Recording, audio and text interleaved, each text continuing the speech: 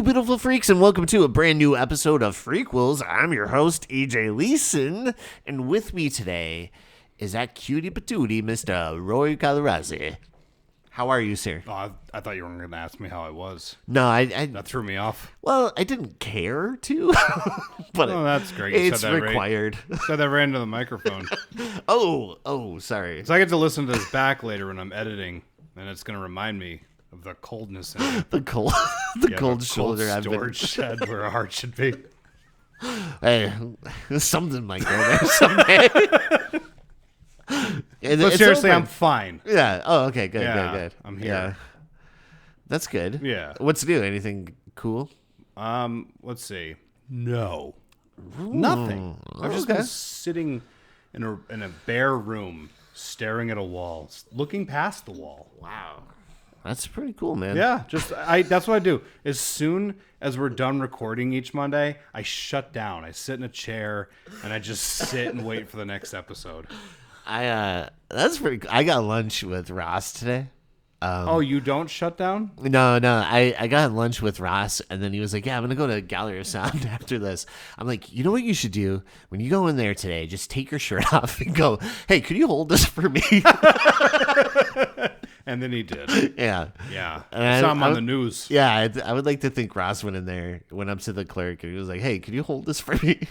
And he goes around. Why does he keep asking me to do this? Why does he take his shirt off when he goes in? As he's walking through the door, just taking it off. Is this like his workout? Like, I don't get it. Do you remember the What an Honor? What an honor. Oh, my God.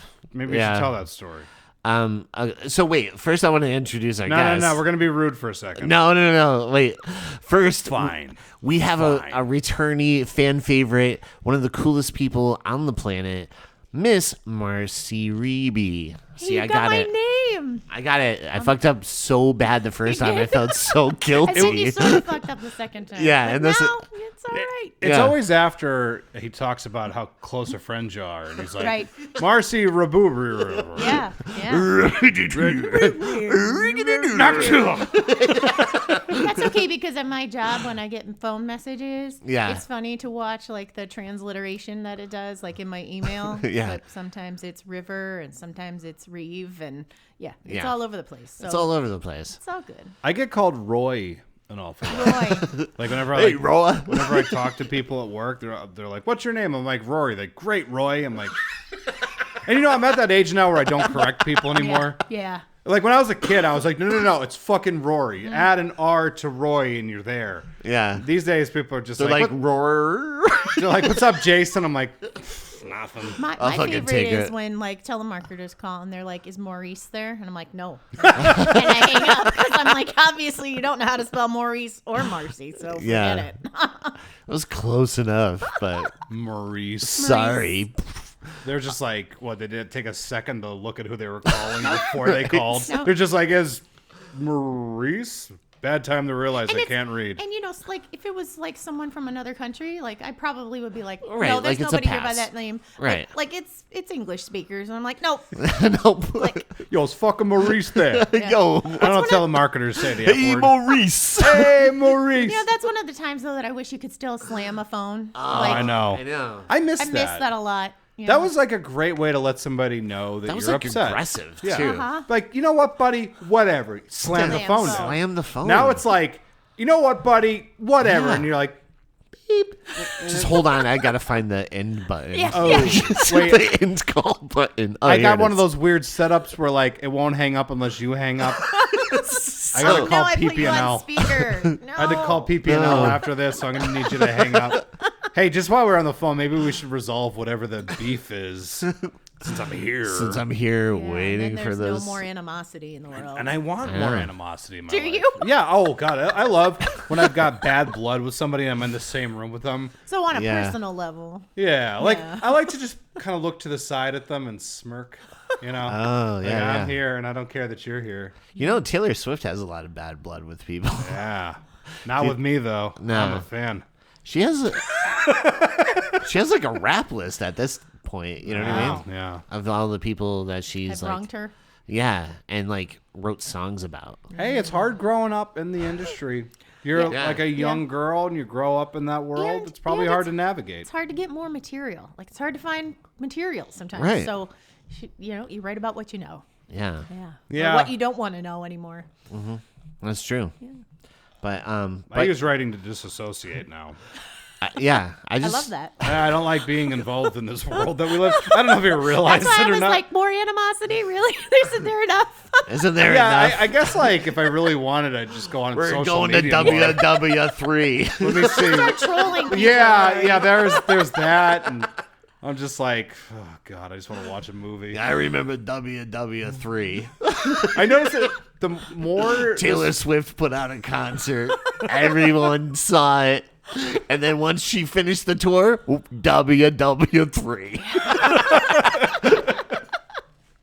But she sang for the troops. But she did. She came back and sang for the troops. She was awesome. Uncle Sam tipped his hat that day, I assure you. Yeah. But so the Ross story. Okay, so one time. Oh no, we're past that. Oh, okay. I don't have to tell this story. No, you have to. Okay, damn it. So one time we were out and Where were we? Poor Richards. And like the origin of the story. Yes, thank you. Yes. Okay. I don't Okay. want you to miss out on where we were going. Right. But go back to the beginning. Okay. Or should we Tarantino it and just go out of order? No, I'll just you know get what? confused. No, I'm gonna let the listeners at home decide. And you can send us emails right now and let us know how you want this story to go. We'll wait. We'll wait. So, do you That's think anybody's just going to respond? No, that's just junk mail. Oh, yeah, that's somebody asking me for my social security numbers. Yeah. I'm not falling for that for the sixth time. Definitely don't give it to them if they call you Roy. Oh, boy. Oh, wait, what's this email? Something about my Easy Pass not getting paid? Damn it. Lonely singles, are you? So, Ross, okay, so I was at Poor Richards with Ross and like all of our friends and stuff. And this girl was very insistent. I was single at the time, was insistent on me going home with her, right? And I'm just like not that type of person. Not anymore. And I was like, I need to be like, come up with like some reason I can't do it. So I was like, Ross, could you pretend that like, wait, could you go to the bathroom with me? He's like, yeah, absolutely. This is where this whole story started. So he goes to the bathroom with me. I'm like, could you just pretend you need a ride home? Even though you don't, I'll just like drop you back off or something. And he's like, yeah. And so I'm telling Rory this story like a month later, and we're on our way. We're in New Jersey, and we're going to Medieval Times for the Tonight Show because Jimmy Fallon and Post Malone were there, and we got tickets for it. That goes with Medieval Times. Yeah. Okay. And we were on TV for like a second. Yeah, we were on the Tonight Show, yeah. And Yeah. I missed it. Yeah, underneath it said local cons and Dave Medieval Times. Wow. Right. But I'm telling Rory and Camille and Becca this story too. And just the way Ross said it, it was like, hey, would you go to the bathroom with me? He was like, it would be my honor. But you just have to know Ross to be like, oh, yeah. And we were dying. We were laughing so hard. It was a good 2 hours before someone stopped just periodically saying, what an honor. What an honor. Yeah. Hey, going back to the beginning of the story, for the future, if anyone ever says, will you come home with me? You don't have to have there be some convoluted reason to say no. Just say, I'm not interested. Yeah. Well, I did, but and You're it like, was just Ross, I need to meet you in the bathroom. Here's what's going to happen. You're going to go out there. You're going to pick up your phone. Your mom's calling. I got to bring you home right now. I wondered where that was going. I'm like, were you gonna come out holding hands? I didn't know what. I didn't know what was that would have been good. Then Danny's pulling then his she shirt would have off. gotten the point. She'd be like, You know what? I could have had Ross take off his shirt and go up to the girl, hey, could you hold this for me? And then we left together. Yeah. Skipping see? out of the bar. It could have worked. I don't know. But yeah, next Damn time, it. next time, just say no. It's okay. Yeah. No, thank you. Yeah. No, it's much easier now because I have a girlfriend, so I could just be like, no, I have a girlfriend. But like for some reason, this person was really, really really insistent. I So- get it. I get it too. I do. As Yeah. a woman, I've met people like that.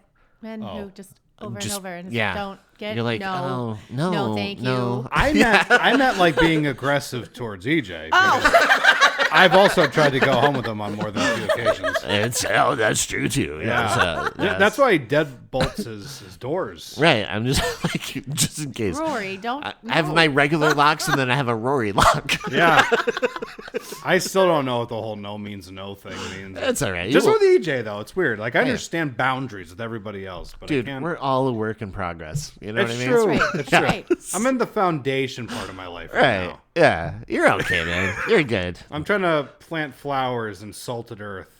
Yeah. Yeah, that's the status of Should my work. life. I don't You know. might want to look up Carthage. That maybe not a good choice. I don't know your fancy pants college words, okay? You want to talk about brewskis and broads? I can have a conversation with you. What was that word? Cartilage? I don't know. Cartilage. What the hell is a lidge? It's like, what? No, but let's go into a thing we like to do where we talk about recent movies we watched or television shows or just things we've been up to. Marcie, you start us off. What's going on in your life? My husband made me watch Weapons. Cool. Yes. Did you love it? Yeah. Yeah? Yeah. Yeah. Okay, good. I don't think I loved it as much as Pete did, but it was Okay. good. All right. Like I'll probably watch it again someday. yeah, if- I thought Aunt If Gladys there is wasn't like, anything else on that I'd rather watch instead, maybe. yeah, okay. But you liked it? Yeah. Overall? Yeah, I liked it enough. Did you eat like a snack when you were watching it? No. No? No. I want to start asking our guests if they were eating snacks when they're watching certain movies. No, I'm pretty What sure. were you I'm pretty tasting? sure I only had a beverage. Was that? I only had a beverage for that. And I think What it was and a- what was the beverage? I think it was iced tea, probably, because that's a go-to for me a lot. That's good. Any particular kind? I'm a fan of the zero sugar sweet tea from Interesting. Gold. What's it called? Gold Peak? Yeah. Yeah. I'm familiar with their work. How are you on the raspberry iced tea? Raspberry is good, but I'm Yeah. picky about raspberry tea. As you Some should of be. them are too sweet for me. I agree. But I am a big fan of the pure leaf blackberry. Ooh, that's a good one. I love that one. Yeah, yeah. Yeah. Are you an iced teaer? No, I don't. I don't think I've ever like seen you iced with tea. a cup of iced tea. Do you drink hot tea? You don't like hot drinks. anything, yeah. Yeah. Oh. I don't Oh, like I didn't any know that. hot drinks. Why yeah. do I know that? I don't know. But yeah, I don't like Boundaries? No coffee. boundaries. I'm always asking Rob, and I'm calling her up in the middle of the night, like, just tell me what he likes. What is he up to these Trying to rack days? up points. Is he afraid of anything? But yeah, no, I don't. My three drinks, I would say that I do. Can I guess one? Yeah, Milk. 100%. Yeah. Number one, milk. Yeah. Number two, probably water, and then Dr. Pepper, or would be my three. Yeah, my three choices. They're Yeah. very different choices. Very distinct. Yeah, but if it's anything else, I'm not crazy. But I'll do milkshakes though. Oh, yeah. Well, I mean, that's like a but- milk-derived one. Right? Yeah. How do you feel about Dr. Pepper? I don't drink soda. Oh, I haven't had soda since the year 2008. The been year keeping track 2000. Yeah. For no good reason, one day I woke up and I was like, I wonder how I would feel if I just gave up fast food and soda altogether. And it turned out I felt better. yeah.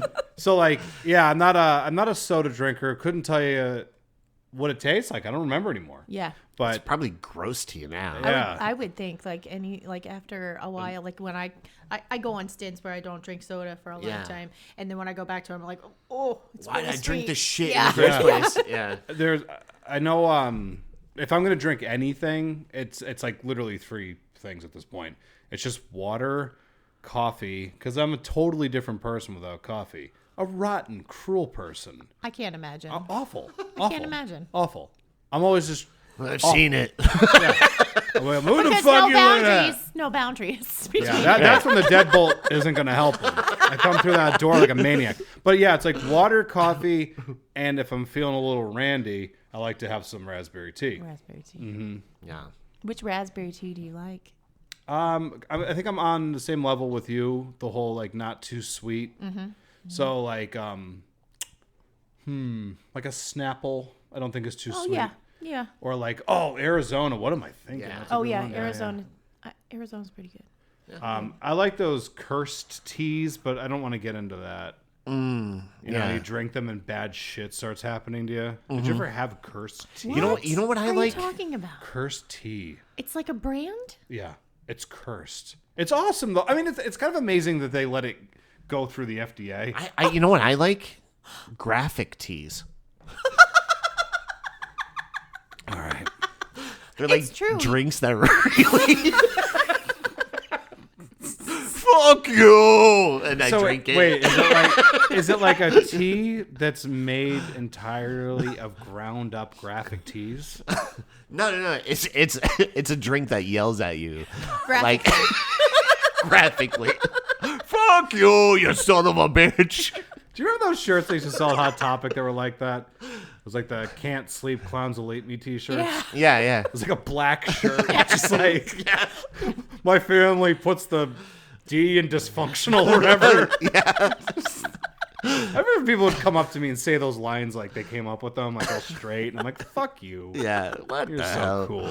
High school was a nightmare. Yeah. But anything else you watch before I Yeah, derailed everything with talks of teas?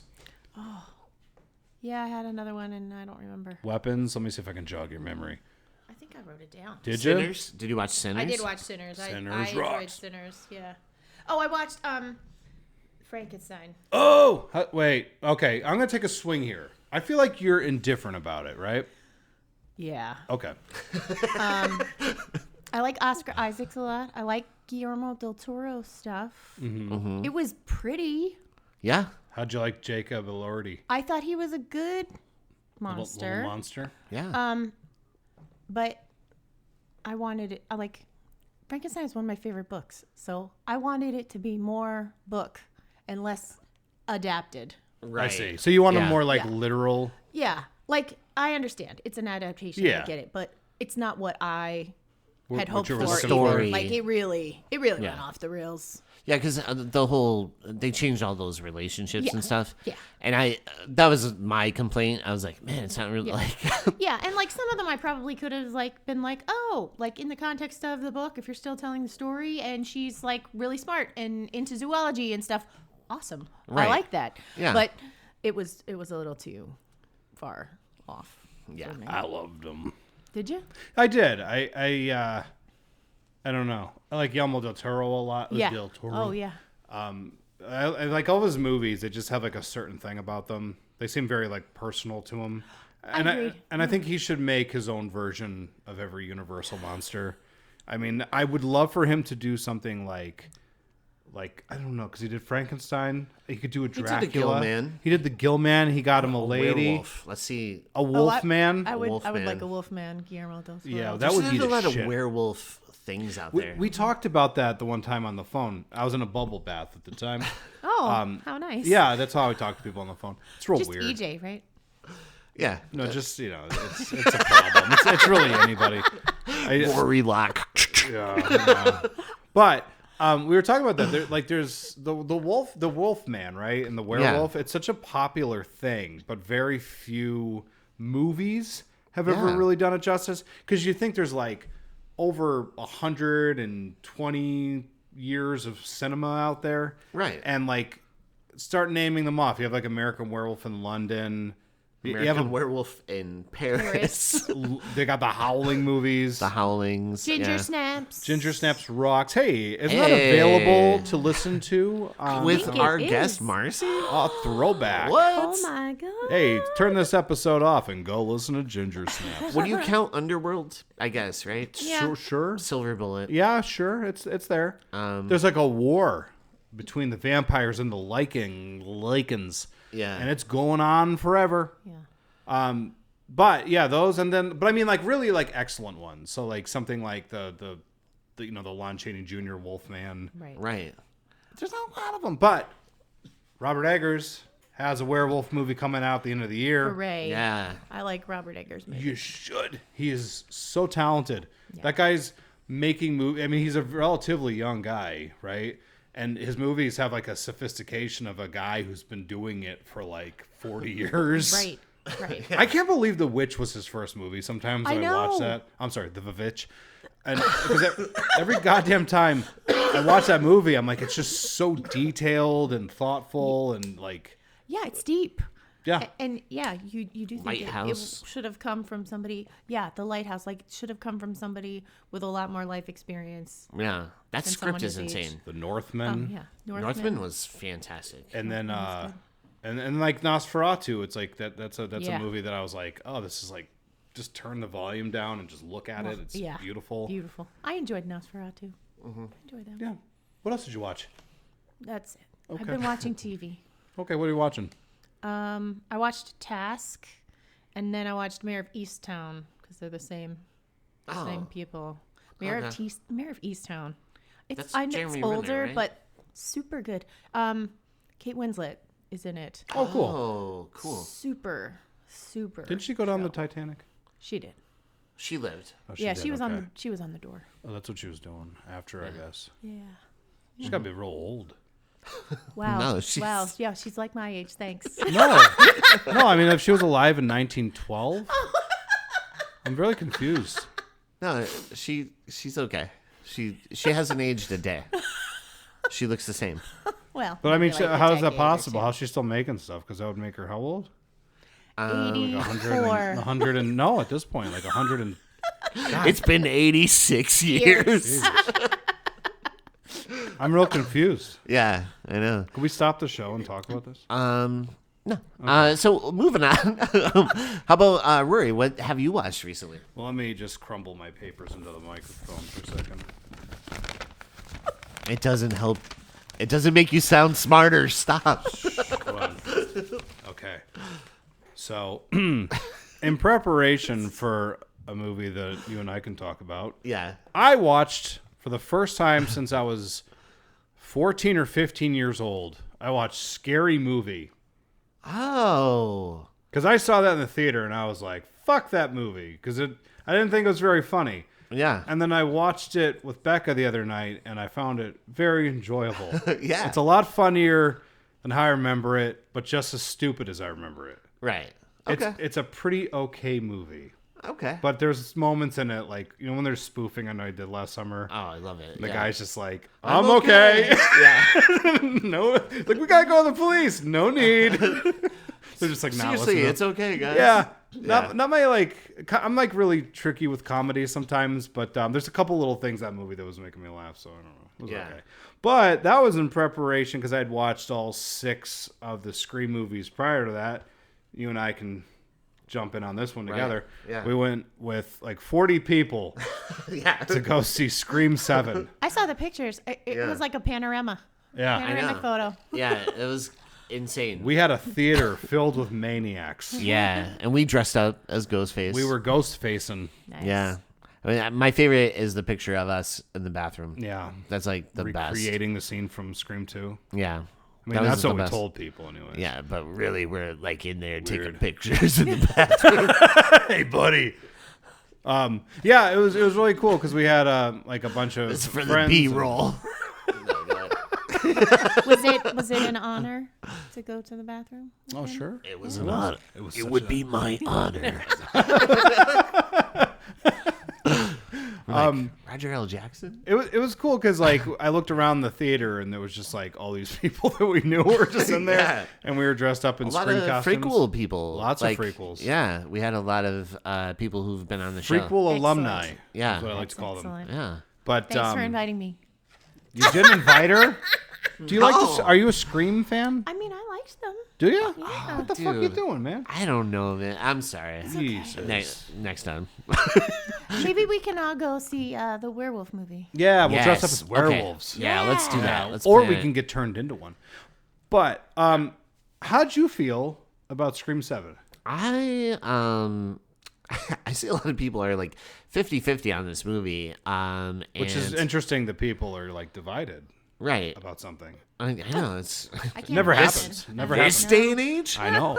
This day and age. That's a Scream. I know. Why would they be divided? No, I love the movie. I I think it's just perfect. I don't know. Yeah. I loved it.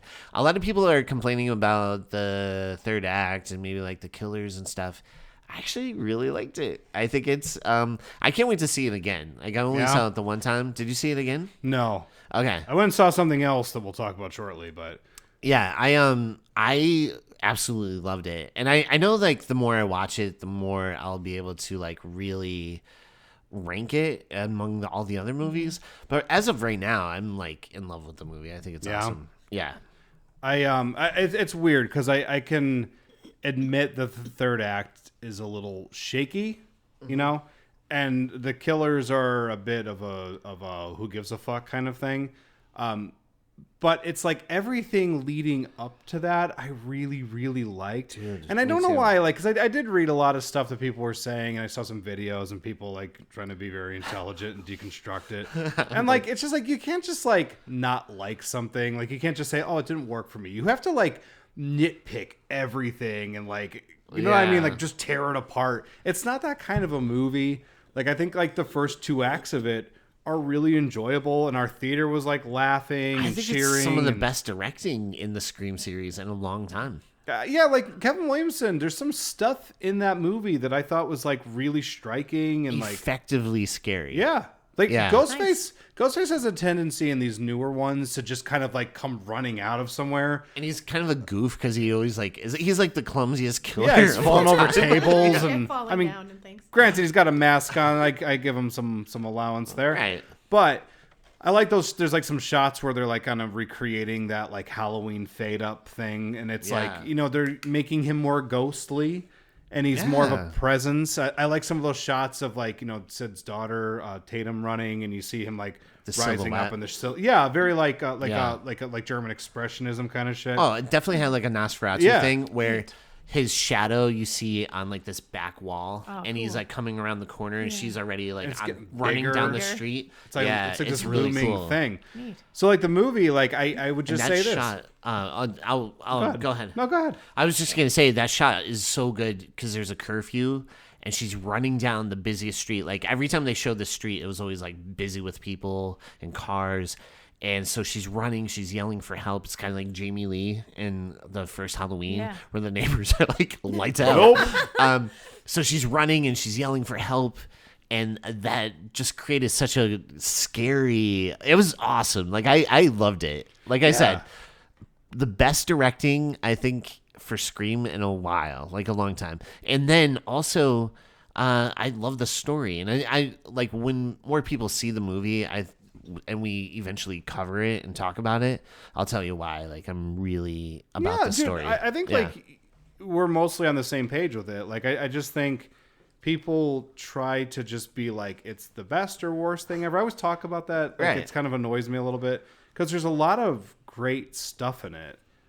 So I feel like some of it's kind of getting pushed to the side so that somebody can express their hatred for it. But Yeah. like I think this is like Neve Campbell's best performance in like any of those movies. Yeah. She's like so good in it, which is hard to believe because she's amazing in general. You know, without spoiling it, of course, like we talked about the ending, like how awesome that ending was, and yeah, it has a lot of heart in this movie. Yeah, it's more of like there's like points where it slows down and it's more like emotional, and even like the mystery seems to be on the like almost like on the back burner. Like it's not as important. Like maybe they just maybe realize that like you don't care anymore because like the mask comes off, and I'm telling you, like the last one, the one before it, 6, I was just kind of like, who the fuck are? Oh yeah. Like, you don't care anymore. Right. Because they never get time to develop these people to have it mean anything. Right. So you're just kind of like, oh, it's the guy and the cool. But, I mean, other than that, I just think that there's, like, a lot of stuff in it that was hitting all the right notes for me. Yeah, I And- think it's a good story. Like if you're not happy with like the reveal, as everyone is saying, like, oh, the reveal sucks, the third act sucks. I actually don't think the third act sucks. Maybe the reveal part could like be what it is, and everyone's just like, oh, the third act, like the whole entire third act. I'm like, no, the third act's really good, and it's a really, really good story, and you could tell it's like a story first, and then like a scary movie in it as well, right? I feel like it's like Sydney dealing with motherhood and shielding her kid from trauma. And because of that, like, you have this great story for Sid and growth for her and the daughter. Yeah. I don't know. It's really good. Yeah. I just remember when I was watching it, I'd heard some like bad stuff prior to seeing it. And I was just like, really? Can't things ever just be like, it was fine? Yeah. It's like, it's the best or worst thing ever. Yeah. If you don't share my opinion, you're stupid. Like, I don't know where I rank it yet, Yeah. but as of right now, I really, really enjoyed it. But I have to watch it like enough, like I gave the other ones, you know. So I liked. I thought it was fun, but I also just liked the experience of hanging out with everybody and being dressed up in the costumes. Yeah, and, it sounds like it was a really good time. I know, EJ. dude, I had the best time. You're not making it any better. Oh no. Oh, Mars, I'm sorry. No, go ahead. What else did you watch, bud? I watched Elio. Did you watch Elio? It's like the little Pixar movie. Oh, no. Where he goes to space? Yeah. Okay, yeah. No, I did not see it.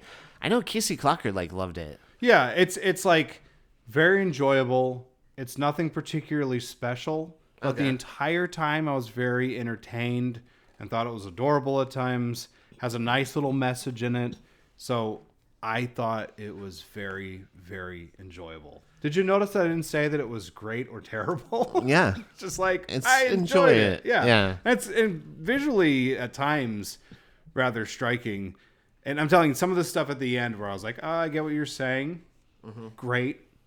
Elio was fun. Give it a watch. I watched Wuthering Heights. Oh shit! Did What'd you you? think? I did. That is a striking movie. Isn't it beautiful Holy looking? shit, is that a beautiful looking movie? Yeah. Did you see it too? Yeah. Did you see it? You didn't get the invite, Marcie? No. Oh, I'm sorry. Okay. Well, come on now. Guy can't get your fucking name right. Damn, you think you're gonna get an invite? No, it was a beautiful looking movie. I was so blown away by like how it's Ross. Get that He's off. calling me. He must know. Yeah, he's like, I heard my name You know what's out weird here in the darkness. is we hung out and he texted me before. He's like, dude, all this stuff I got from gallery today, pretty good. I was like, I bet. What'd you get? And then he's probably calling me to let me know all the CDs he bought today. You know he stole that shit, right? Oh yeah, I know. Yeah. He took his shirt off. Yeah, he's and a then criminal. He's like, So, of "Here, course. hold this chump," and then he just started piling CDs up into his arms. It was he's got a real fucking attitude problem. he's got a rap, a record, A rat? a Oh, rap a rap. record. He has Yeah. ratses. Wuthering Heights. But yeah, like I've never read the book, so I know like some of the people that did were like, oh, I don't like the way that they did da da da da, and it is that adaptation thing where like Emerald Fennell, Yeah. Emerald Fennell, Yeah, Emerald Fennell. I think it's Emerald. Yeah. 3 for 3 for me. Because I like all three of her movies have been like fantastic for me. Because they're like different. And she has a very like great way of presenting her vision, I think. Everything in the frame seems to matter to her. Yeah. I just, whenever she puts anything out, I'm just going to be there. Because this was the one where I'm like, is this because it's an adaptation of something and not just like her own thing? I'm like, are you going to drop the ball with this one? And I didn't think that she did. I thought it was like really interesting. And you know how I love characters that are borderline unlikable. Yeah, and these characters, Everyone in Wuthering Heights should be unlikable. Yeah. Yeah. No, I but like, they I'm basically. I'm telling you, are. like, That's Yeah. true to the book. Yeah. If that was the case. I have a problem sometimes when I'm watching, and I'm sorry if people who listen to this podcast hear me repeat myself for the 90th time, but it always bores the shit out of me when I'm like watching movies and the character is like I have no flaws and I have nothing to learn. I Right. have no arc. Like I like sometimes when I see people and they're like so painfully human. Like sometimes they can just be like selfish or shitty, like sort of Right. like Scorsese characters. Yeah. Sometimes like as like mobsters where they're like Henry arguably Hill's, really Henry Hill. Yeah. Henry Hill. they're like, you know, you could argue that they're bad people, bad but there's 'cause I like a remember. humanity in them. Right. Yeah. And it's like they're just so much more interesting because you're like you just want them to get on the right path at some point. But that whole movie Like is Travis Bickle is like, I always think of that there's like him trying to impress the girl. Yeah. And he takes her to a movie. He's like, what? It's a movie. It's like, it's a porno. You know? He's like, what? I thought this was like a date. It is and awful he just doesn't. to watch that for the first time. Yeah. Like when you're seeing that for the first time, you you're just just feel like, so bad for him yeah, the it's whole like, time. you're just like, I'm like squirming in my Yeah. seat. I'm like, Yeah. what are you doing? But those are the movies and books and whatever TV shows that stick with me. The ones that make me squirm, right? Like it's like that with plays. Like Right. I want things to make me uncomfortable because then I think about them and then I try to decide, do I agree with that or not? Or like, oh, how could I learn from like what they did or didn't do? Like Exactly. to try to be a better person. Yeah, Yeah. you know? I think there's like film in a lot of ways help develop my moral barometer because like sometimes you get characters who you're like, I see that you're on a destructive path. I really want you to go and get it together, and sometimes they don't, and it actually hits harder for me as a tragedy. Absolutely. Than just people who are like, oh, we're so utterly perfect, and you're like, boring, you know. So like that movie for me, like I loved it. I felt like it flew by, but visually speaking, it is like if the Oscars, I know that the Academy's listening to the show right now. Just keep that movie in mind. I know. But just visually speaking, like cinematography, if that doesn't The set win, design, the costuming, Dude, everything the about fucking it. colors- The music.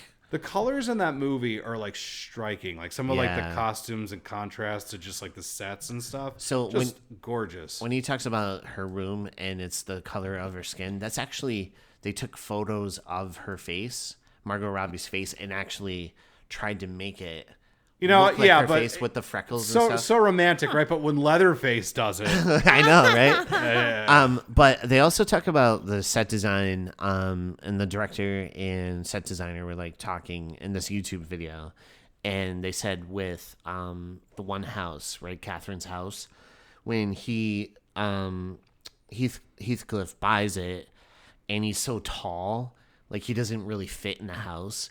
So even when he buys it, he still can't like really belong there. yeah, he's just perpetually like an outsider. Uncomfortable. Yeah. Yeah, like because his head almost like I touches the like ceiling. that. It's I so might have to dope. go- That's- I have to go see the movie. That's Yeah. what I'm saying. Like her choices, every one of them, it's not just like, oh, let's shoot the scene. It's like every tiny little thing seems to be really thought out. Yeah. And I love that. There's a couple of points, like some wides in that, where I was just like, oh.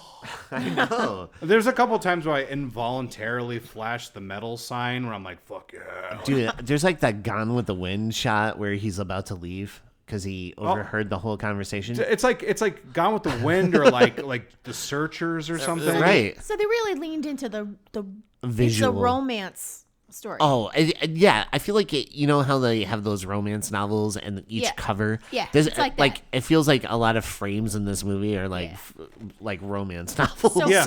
like So covers. did Pinnell like reread the book before this movie happened? Has that come out at all? At all? I don't know. I mean, I'm not sure. to me, the way I interpreted it, because I keep, hearing everybody be like, I don't like it because he didn't do this. And I think what she did was she took the material and told a story with it, and like a story she wanted to tell with the material, if that makes sense.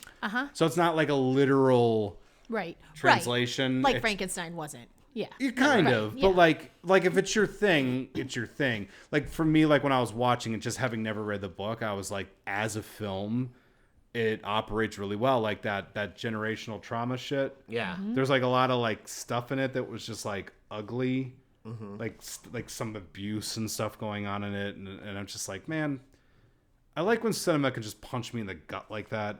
So like to me, I'm like, I loved it. Sorry if anyone's currently unfollowing us because I expressed my opinions of liking Scream 7 and Wuthering Heights, but that's the world we live in. Hey, you know what else I would watch? And then I'll be moving on. Last thing. I am absolutely, positively obsessed with The Sopranos because it took me a very long time to finally start watching it. It is everything I've ever heard about that show, positive. That's all true. Yeah, I love this. Did you watch it? Yeah, and I also watched it after everybody else watched it. I'm on like the 5th episode of the 2nd season. Oh. There's shit in that show. Do you remember like when he's in with the psychiatrist Jennifer. Yes. And he does that thing where she like gets a little bit too close to the mother issues. Yeah. And he like fucking flips the table and he's got her by the back and then screaming in her face and like the spit shooting out of his mouth. It is like I'm just like watching it like, oh, don't hurt her. I know. Because like I love her. It's like it's Karen from Goodfellas. Oh, okay. Yeah. Playing like psychiatrist, and she's awesome. Like everybody on that show is great. Yeah. Like all the kids on the show were amazing. Like all the little weird mobster types. That Right. guy Richard that they introduced in the second season his face is terrifying. Yeah. There's times where he's like looking at Tony and he looks like he wants to fucking murder him. Remember when he like rams his car into that one guy and like paralyzes him? I know. It's just a fucking banger of a show, and I'm Yeah. only like 2 seasons deep, and like people keep telling me it gets better. Yeah, it ramps up from there. Whatever. No, but it's like really like checking all the boxes for me. Now I want Yeah. to go. Now I want to go watch it again. Yeah. You know what, I'm telling you, Friday night, I was like, I know I have all this time. I have nothing going on. I'm going to watch a movie. And I watched I popped an episode on. I'm like, I'll watch another one. I'll watch another one. I'll watch another one. And it was 4:00 in the morning. It was like 1:00 in the morning. I blew through like 6 episodes. And I just like was like laying on the bed like a scumbag, you know? Yeah. Cats were looking at me like, you okay, dude? And I'm like, I don't know anymore. But that's what I watched. What'd you watch? So I watched the new episodes of Scrubs, like the Oh, new me season. too. I am loving it. It's like, wow. You know how sometimes you don't realize how much you miss something, and then when it comes back, you're like, wow, I forgot how much I like loved the show. And so it was really cool to watch those first 2 episodes. And it's crazy because like one character, I was like, oh my God, he's back. And then it's like, oh no, he's not like 100% back. Yeah. But at the same time, I am loving it. I'm really loving it a lot. Is he incorporeal? That he's not like 100% back? He's a ghost. yeah. Yeah. Like, how are you not 100? He's how are a you not force 100% ghost. back? He's a forest ghost. And they mentioned that. No, I'm just kidding. But it's been really good. And then Would you say that show probably did the best job of like recent properties that used to exist that we for no reason brought back? The best at maybe justifying it. So Dexter is the standard for me, but just sort of justifying its own existence in a big bad way. Because I feel like they didn't skip a beat with it. right. Like it was like weird. Like whenever they show like the younger interns, and I'm just kind of like, oh, this is how that show used to feel.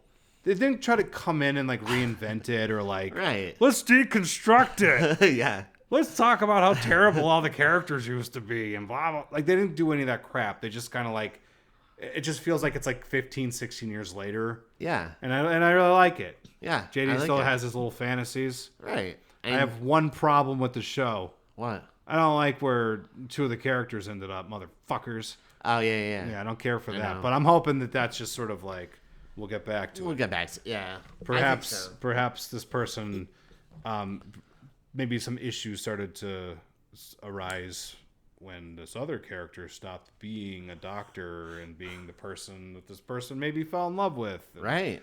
Maybe Yeah. it circles back around. Someone who has never watched the show, this is all very clear. Oh, I was trying not to spoil it on you.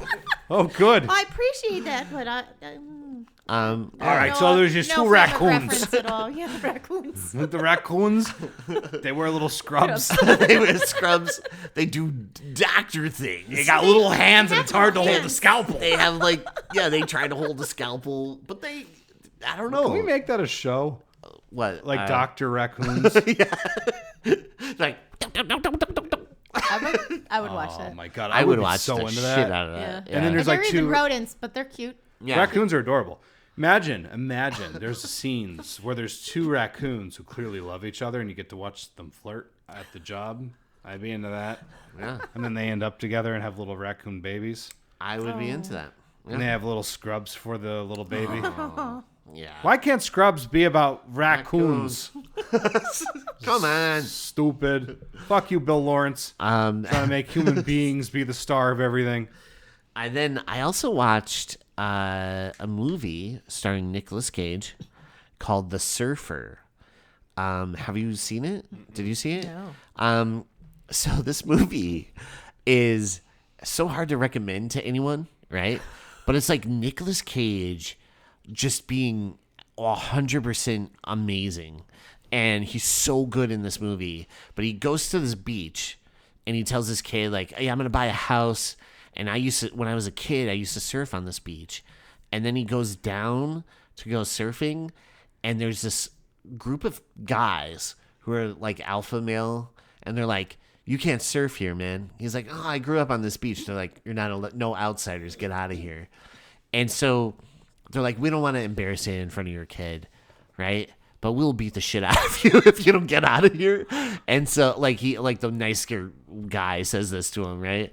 So he gets his kid out of there, but he goes back and he wants to surf. And they're like, we told you no outsiders. And you just see him slowly, like they sabotage his car, so he's like stuck and he's like sleeping in his car there. And then and they broke his phone so he can't call anybody. And it just goes wilder and wilder. And then eventually he's like losing his mind because he can't go down there and surf, and he sees other people going down there and surfing, but they're locals, I guess, and they're okay. It's a really weird movie, but trust me when I say it, it's such a cool journey. I loved it. Like, I loved this movie. Yeah. I'll have to look that up. Yeah, it's a weird. Was it it's on streaming? Hulu. I think okay. it was on Hulu. Yeah, Okay. And I've been meaning to watch it. Is it in the movies you've never heard of section? Probably. Nicolas Cage. He'll just like, yeah, I'm gonna do this movie. You know, though, for the record, he does take assignments that I'm sure were just for money, but he never phones it in. No. And Yeah. I say this: the directors that can properly harness his awesome power are like the great directors. Yeah. Because sometimes people just don't know what to do with them. But when you do, he's one of the best actors ever. And he Is that an accurate assessment No, of him? it's so true. He's so good in this movie. Like I was in love with like everything he's doing. And the bad guy, like the head of like the surfer gang is Julian McMahon, who played Doctor Doom in like the original and Nip Tuck and That stuff. sounds an awful lot like Point Break. But it's not. It's not though. It's Yeah, like it sounds weird. real similar. Well, no, he's not undercover FBI. No. No, All right, then. Utah. But Walk away, speaking man. of Nicolas Cage, I watched his History of Swear Words series. Oh, was it good? Yeah, it was pretty cool. Yeah, I've been meaning to interesting. watch I that. like it. Yeah, I love Nicolas Cage, and there are movies that are pretty bad that he'll do sometimes, Sure. but he's always great. But then there's like some movies that he'll do like this that kind of like fly under the radar, and you're like, man, this is such a great movie. Well, when I you don't know. make like 90 movies a year, a few of them just kind of Few fall of by them the are wayside. gonna fall down. Yeah, that's true. But what he does in the movie is a lot of fun. But you just see him slowly like losing his grip on reality and becoming like this thing. You know what I mean? And it's just really Does interesting. he become a surfboard? Well, no. At one point, they steal his surfboard. Oh my god. And they hang it up on their like surf shack. And it says sanctuary, right? And they all hang out in there. And then he calls the police, but the police are like, no, that's been up there the whole time, man. And he's like, what? That's my board. I Wow, bought so that they're board. gaslighting him too. Yeah. Wow. Yeah. It's Like, really the funny. whole town's on it. Yeah. Wow. Basically. Wow. It's really good. It's like he's in a cage. He's in a cage of emotions. Tartar sauce. Who? What? Where? Tartar sauce. Tartar sauce. Tartar sauce. Tartar sauce. The What else did you best. And that's it. And then of course There's Scream something 7. else we watched. Oh, and then I watched a movie by John Carpenter, recommended by Marcie. And Marcie, why did you pick this movie to do today? I just think it's a very fun movie, and you know that I like to laugh, so Yeah. that's why I said, "Hey, can we do this movie?" And then you guys said, "Okay." Can I Yeah. point out something that I just realized? Yeah. This is, and I'm ashamed to say this, I think the only John Carpenter movie we've covered. Really? So here's the thing. We're like huge John Carpenter fans. Like we like love John Carpenter. John Carpenter is probably the biggest reason that I got into wanting to make movies when I was a kid, and like we've just never covered them. And sometimes I think it's because I'm slightly intimidated to cover his movies. Because it's just like they're all so, like The Thing, Halloween, Assault on Precinct 13. You haven't done any of those? We haven't done any not Kurt Russell, but John Carpenter movies, which is crazy because you just brought that up and I went, oh my God, we haven't. We didn't do They Live. It's fucked up. Yeah, John like I would have Carpenter thought like They Vampires? Live would have been like one of the main first ones. Yeah. Well, it's like- like one of my favorite movies ever. We went for a lot of schlock. Yeah. Like before we did Halloween, we did like Halloween Kills. Halloween Resurrection got preferential treatment for The some reason. Howling 3, the marsupials. But like, it is funny to me that because I'm not kidding. Like we've had so many conversations about how awesome John Carpenter is. Everybody Yeah. who like loves film generally loves John Carpenter. Someone told Jordan Peele that he was like the master of horror, and he deflected. He's like, I'm not going to let you No, insult John my John Carpenter. Carpenter. And he's right. That's why I love Jordan Peele, because he gets it. Yeah. It's just he made like some of the best movies Yeah, just movies in general. in like, general. Yeah. Even as ones that people think are not that great are still kind of fun, like Vampires. Yeah, loved Vampires is fun. it. Jack Kroll. Yeah. Valak, is that his name? Valak, yeah. You got a little wood there. Yeah. Mahogany. Yeah. Little mahogany. Little mahogany. No, I don't know. It's just weird to me that I'm like, man, this is our first John Carpenter movie. Yeah. And for everybody at home that's probably listening to this right now and saw the title of this episode and was like, really? Big Trouble? Yeah. Is that a horror film? To that I say, fuck you. Yeah. I know we have strayed away a little bit. Like, it's not just horror. Sometimes we do like sci-fi. We're going to do whatever fantasy. we want to do. We do whatever we want. There's monsters. Yeah, there's monsters. Right. There's, because we did like Starship Troopers before. Yeah, there's monsters, alien figures. Tammy and the T-Rex. There's a T-Rex in there.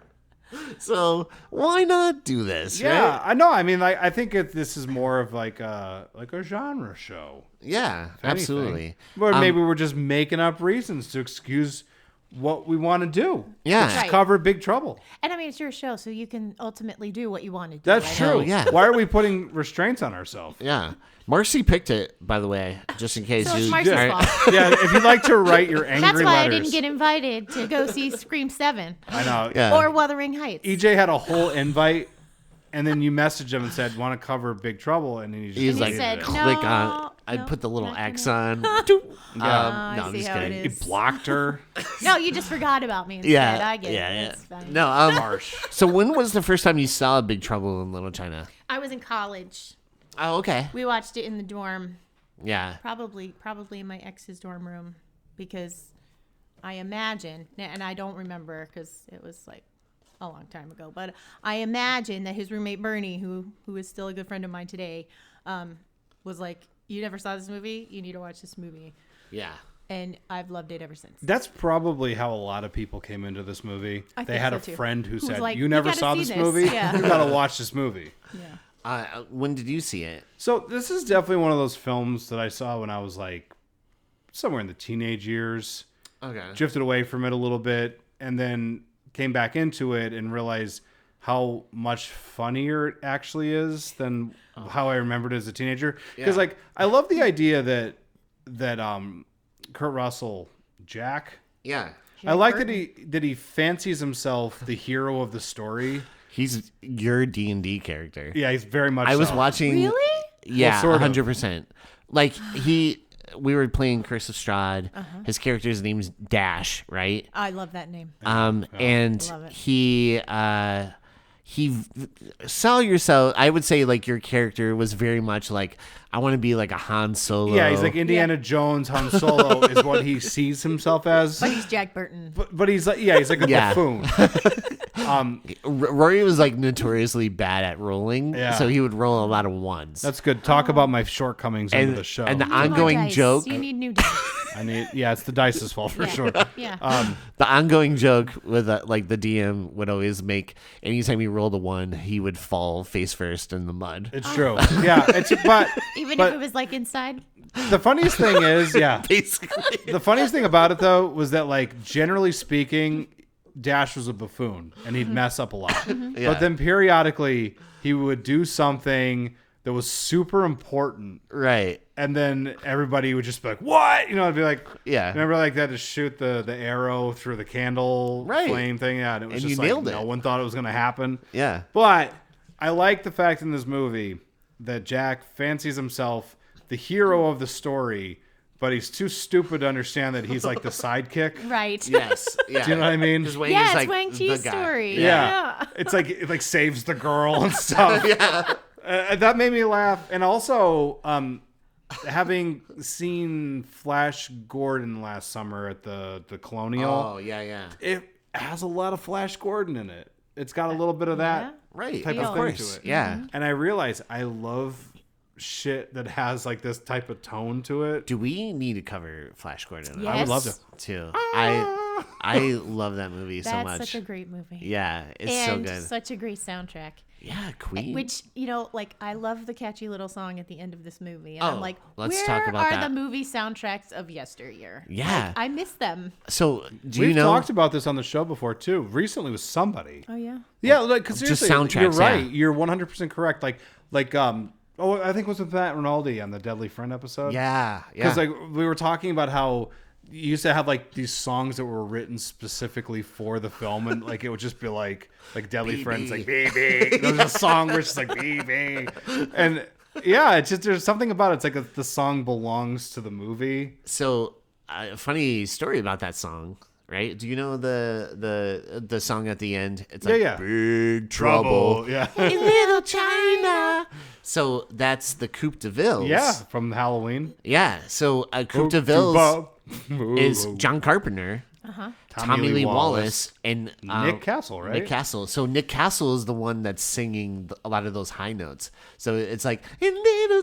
So that's Michael Myers. Michael singing Myers that. is Isn't that singing. insane? That's insane. Yeah. I didn't know that. I And like then- that. I know. And then Tommy Lee Wallace, director of the original It miniseries and Halloween 3, Fright Night 2. He sings like some of the deeper stuff, of course, because he has like that Kentucky accent, like a deep. So he's like Big Trouble, and so then Nick Castle, in Little China, and then good. John Carpenter just killing it as usual too. That was the first thing I was going to bring up. Speaking of John Carpenter, Yeah. not just the awesome song, the score. The score in this Right. movie John with Carpenter- Alan Howarth and right, like, Alan Howarth, who we got to see live, yeah. and one of our friends fell asleep during the show. We were watching him in concert at Creature Feature, and we're front row, Yeah. right? No joke, front row. We're watching it, and we're all into it. And if you look over, because she knows Seamus is cuddled up in the seat, dead asleep.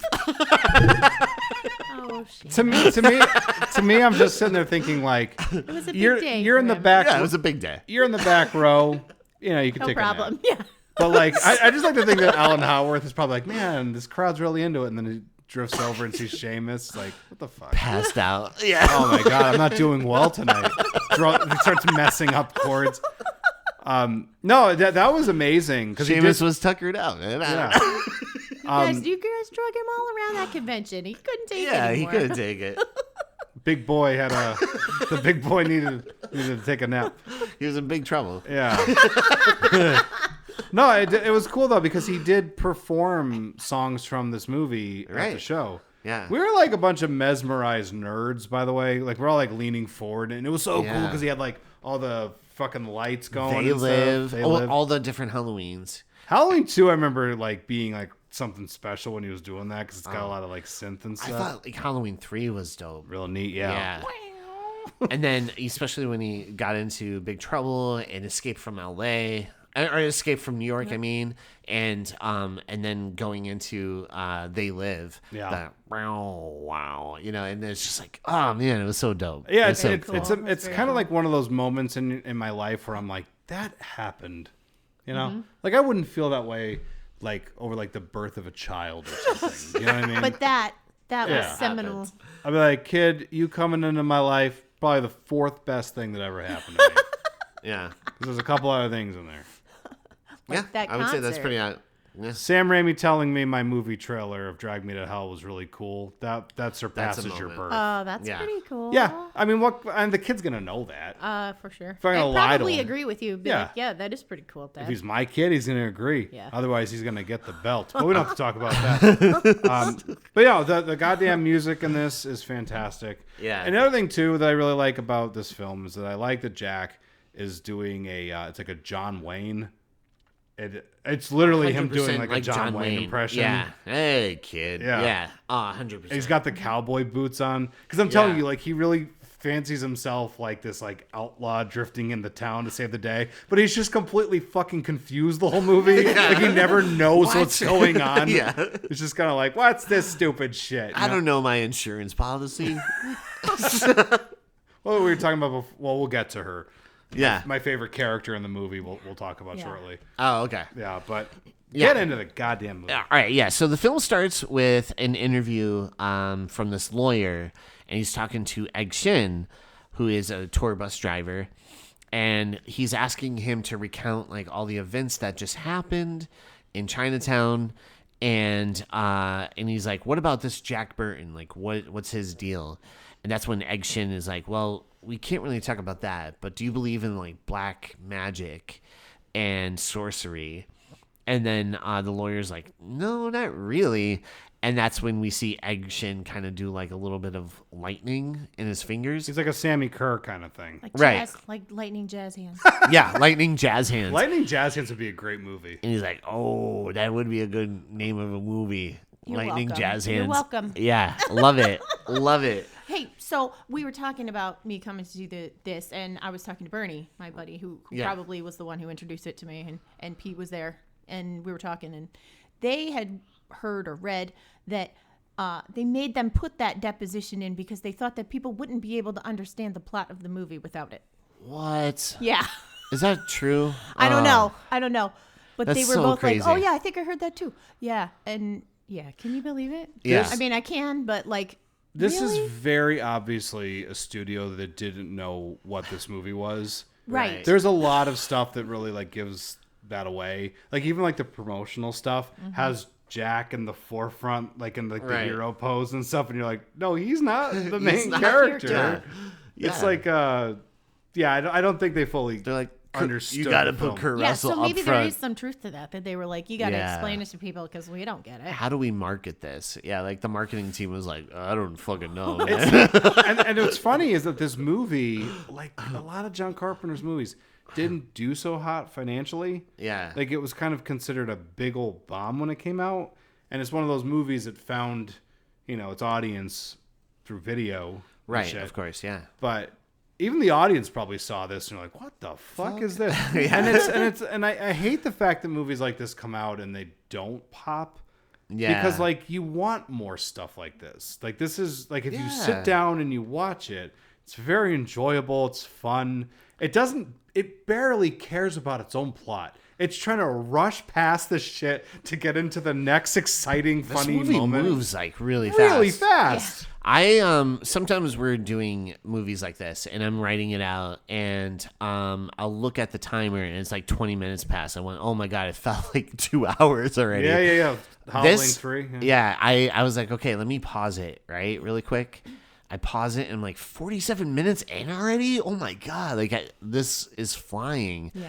And it's so good. Like you are glued to the screen. I feel like it's so entertaining.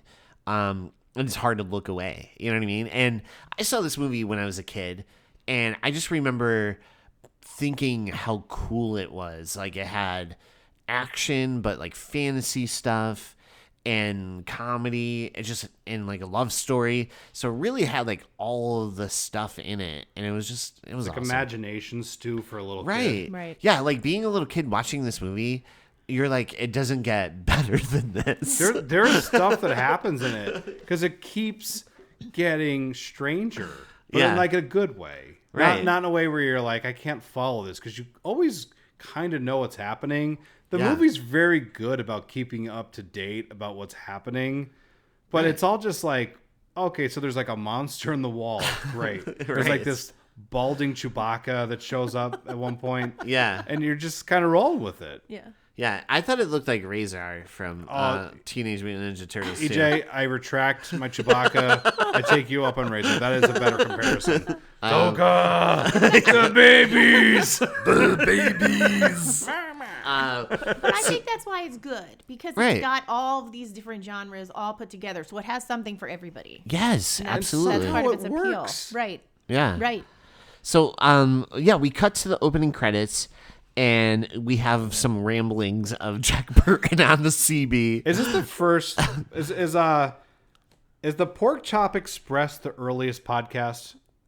Well, yeah, I guess like a I mean, CB CB radio radio, would be yeah. kind of like a podcast Yeah. in a way. Because he's telling like his little adventures and He's stuff. like, And I believe in aliens. You're like, what? check out my YouTube channel. He basically, it's And like then he has, it's like, almost like a ads TikTok. for like hair products for the best mullet in the world because Right. he has the best mullet. He does in have the a land. outstanding Yeah, mullet. it's great. Kurt Russell is like one of the definitions of a movie star. Oh, for 100%. sure. He has Yeah. to be like the most likable movie star of all time. I've never heard a single person say, "Oh, fuck, Kurt Russell's in this movie." Dude, I'm such a huge fan Yeah. of Me Kurt too. Russell. His birthday is March 17th. Just so you know. So happy birthday in advance, Mr. Russell. But no, Coming up. I am such a huge fan of Kurt Russell, and I think his son is. Oh, he's great, awesome, too. Why it's Yeah. so good in Monarch. Yeah, I kind of want to watch that now because Oh, it's really good. I they saw play season 1. I didn't watch anything. the same character, like so like know if they do Wyatt that now. plays a younger version of Kurt Russell's character, and it's all about Godzilla. Cool. Yeah, I want to And watch it, but and I it's- haven't watched the show It's yet. a slow burn, Yeah, like just so you're ready. Like you're not gonna get any monster till way Later? in, way Yeah. in. Yeah. Okay. But real good. yeah, Real good. I heard.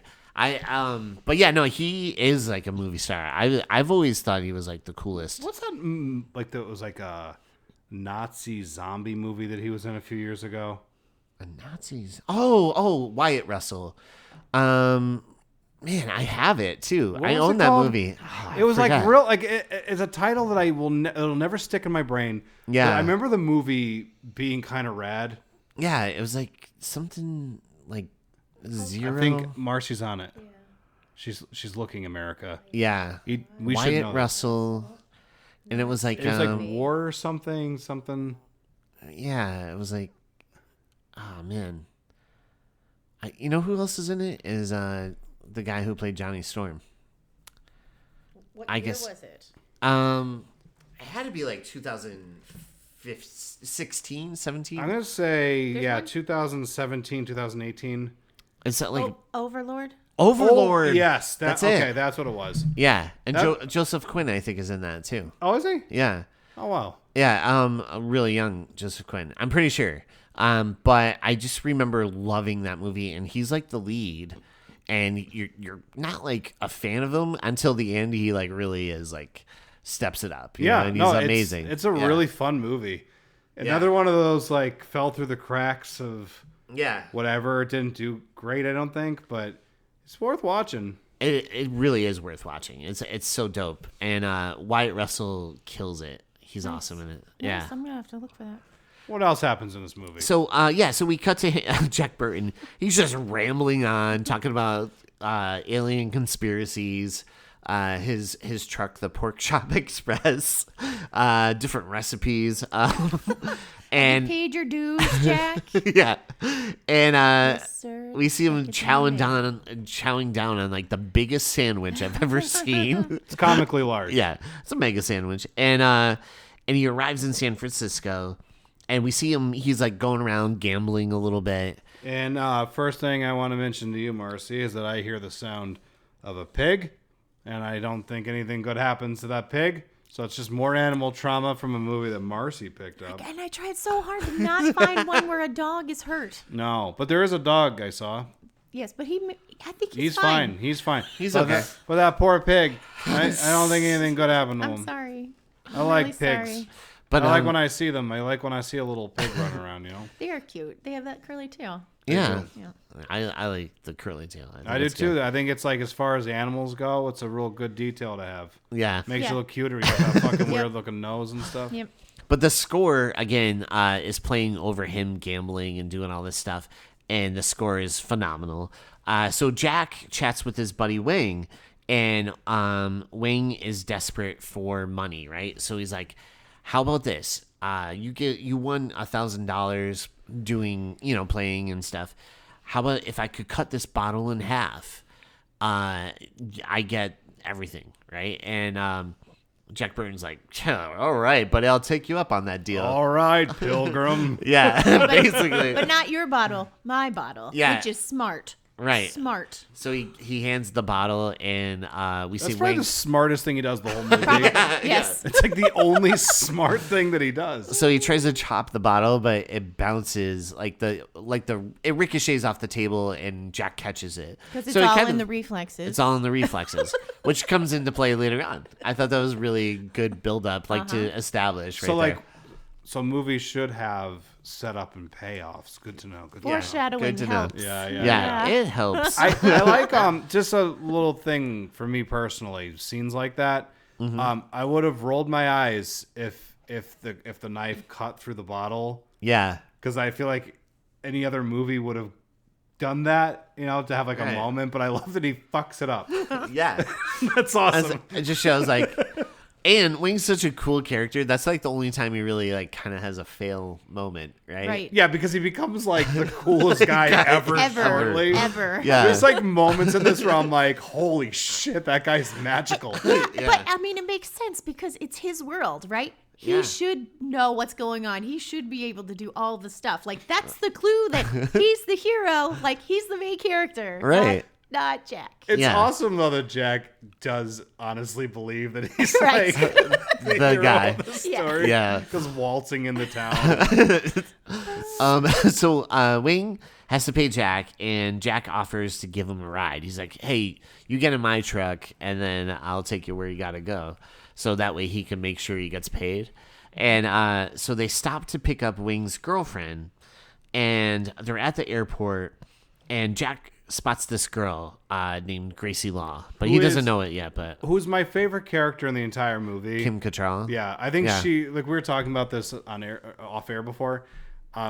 She gets this movie more than anyone else. Yeah. Like she is like pitch perfect in this, understands the material. Outstanding. Yeah. Yeah. She's so good in this movie. I mean, everybody really is. Gracie Yeah. Law is a terrific name. It's such Yes. a cool name. Yes. It really is. It sounds like, And she's a lawyer. yeah. Which is even funnier. Like, she it's should- like Gracie Lala.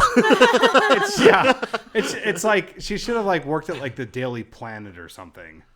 Yeah. Yeah. It's like, Gracie Law, where's my story? Gracie Law. It has like that sort of thing to it, doesn't it? It does, Like a yeah. 1940s film or something. Yes. Right. Yes. And 100%. It feels like a Old-timey- weird old-timey serial. name kind of feel. Yeah. And if there's anything anybody needs to know about me in this life, I find old timey shit to be funnier than anything. Same. Old-timey I stuff. love it. Yeah. That's why Mr. Burns tickles me on this life. So they stop to pick up Wing's girlfriend at the airport, and we see Jack is trying to kind of hit on Gracie Law a little bit, but she couldn't be any less interested. And Can we never ever call her Gracie, but always call her Gracie Law like that? Yes. yeah, Just of always Gracie Law. Gracie Law. And so we see this gang kind of like push past them, and she's like, "Oh no, they're here," and she's there to pick up this girl named Tara. Meanwhile, the gang spot Tara, and they're trying to grab her, and Jack steps in to help out. And he just gets pushed aside. Yep. They just like push him. No to the ground. heroic moment. He Right. just goes down. And they're like, you know what? Let's just take this girl instead, which is Wing's girlfriend, Miao Yin. Mao Ying. Yeah. Hey, and they do that cool thing with the butterfly knife. Oh yeah. Those things are always cool. I know some people might see them now and be like, that's cheesy, but they're lying to themselves. Yes, but- It's just cool. Yeah, but I did stop and say, how did he get that through security? And then I'm like, Marcie, it was the 80s. Yeah, Yeah. the I'm 80s. like, you oh could, yeah, you And can they're a take gang. anything anywhere. They were probably smoking. In Right. the 80s, you could carry a chainsaw into an airport. Yeah. So Jack and Wing try to catch up to this gang, and they're in Jack's truck, and they follow them into Death Alley, which I love the name of. I thought that was really cool. Yeah. I never caught that before, and I watched this movie I don't even know how many times. So it's crazy, like when you watch something and we're doing it for the podcast and you catch it for the first time. You know what I'm talking about? Yeah. Like you're like, oh, I never realized that before. So it's called Death Alley. Do you want me to like? We could maybe re-edit this, and you could just be like, "I always noticed. I always noticed it was called Every Death detail, Alley. I noticed it." I knew it was called Death Alley. Just take rather than just have you re-record your line and just take from past episodes. My name is EA. Welcome F-L-E. to the halftime show. Sport Talk Football. So Jack, they follow him into the alley, and while they're in there, they come across this funeral. Oh, they stumble into the plot.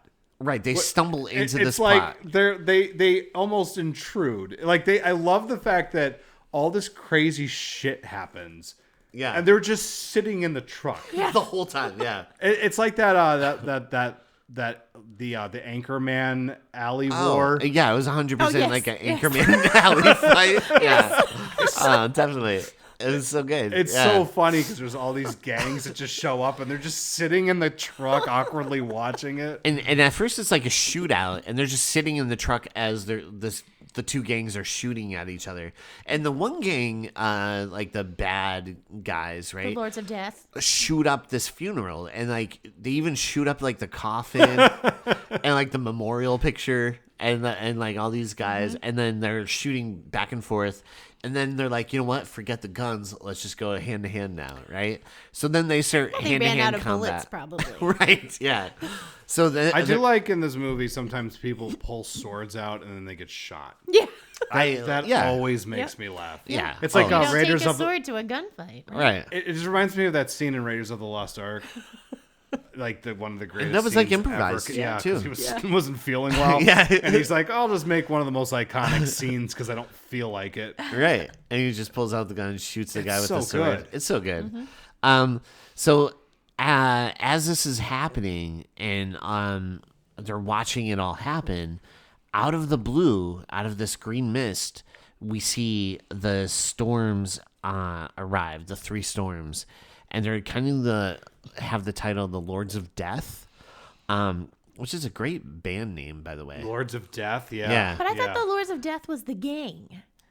Oh, is it? I thought it was them. I No, thought the think they're three just- storms. They're the storms. They're just But the they're three like- storms? They're like, we hang out with the Lords of Death. Oh, okay. I don't know. Maybe I'm wrong. And so they show up, and we see that they have these like, magical powers and stuff, and their leader Lopan also shows up, and Jack and Wing escape, and they drive over Lopan, and he just gets back up, and Lopan, and they run into the punk gang, and they're like, hey, are you Wang? He's like, oh, they know your name. That's not good.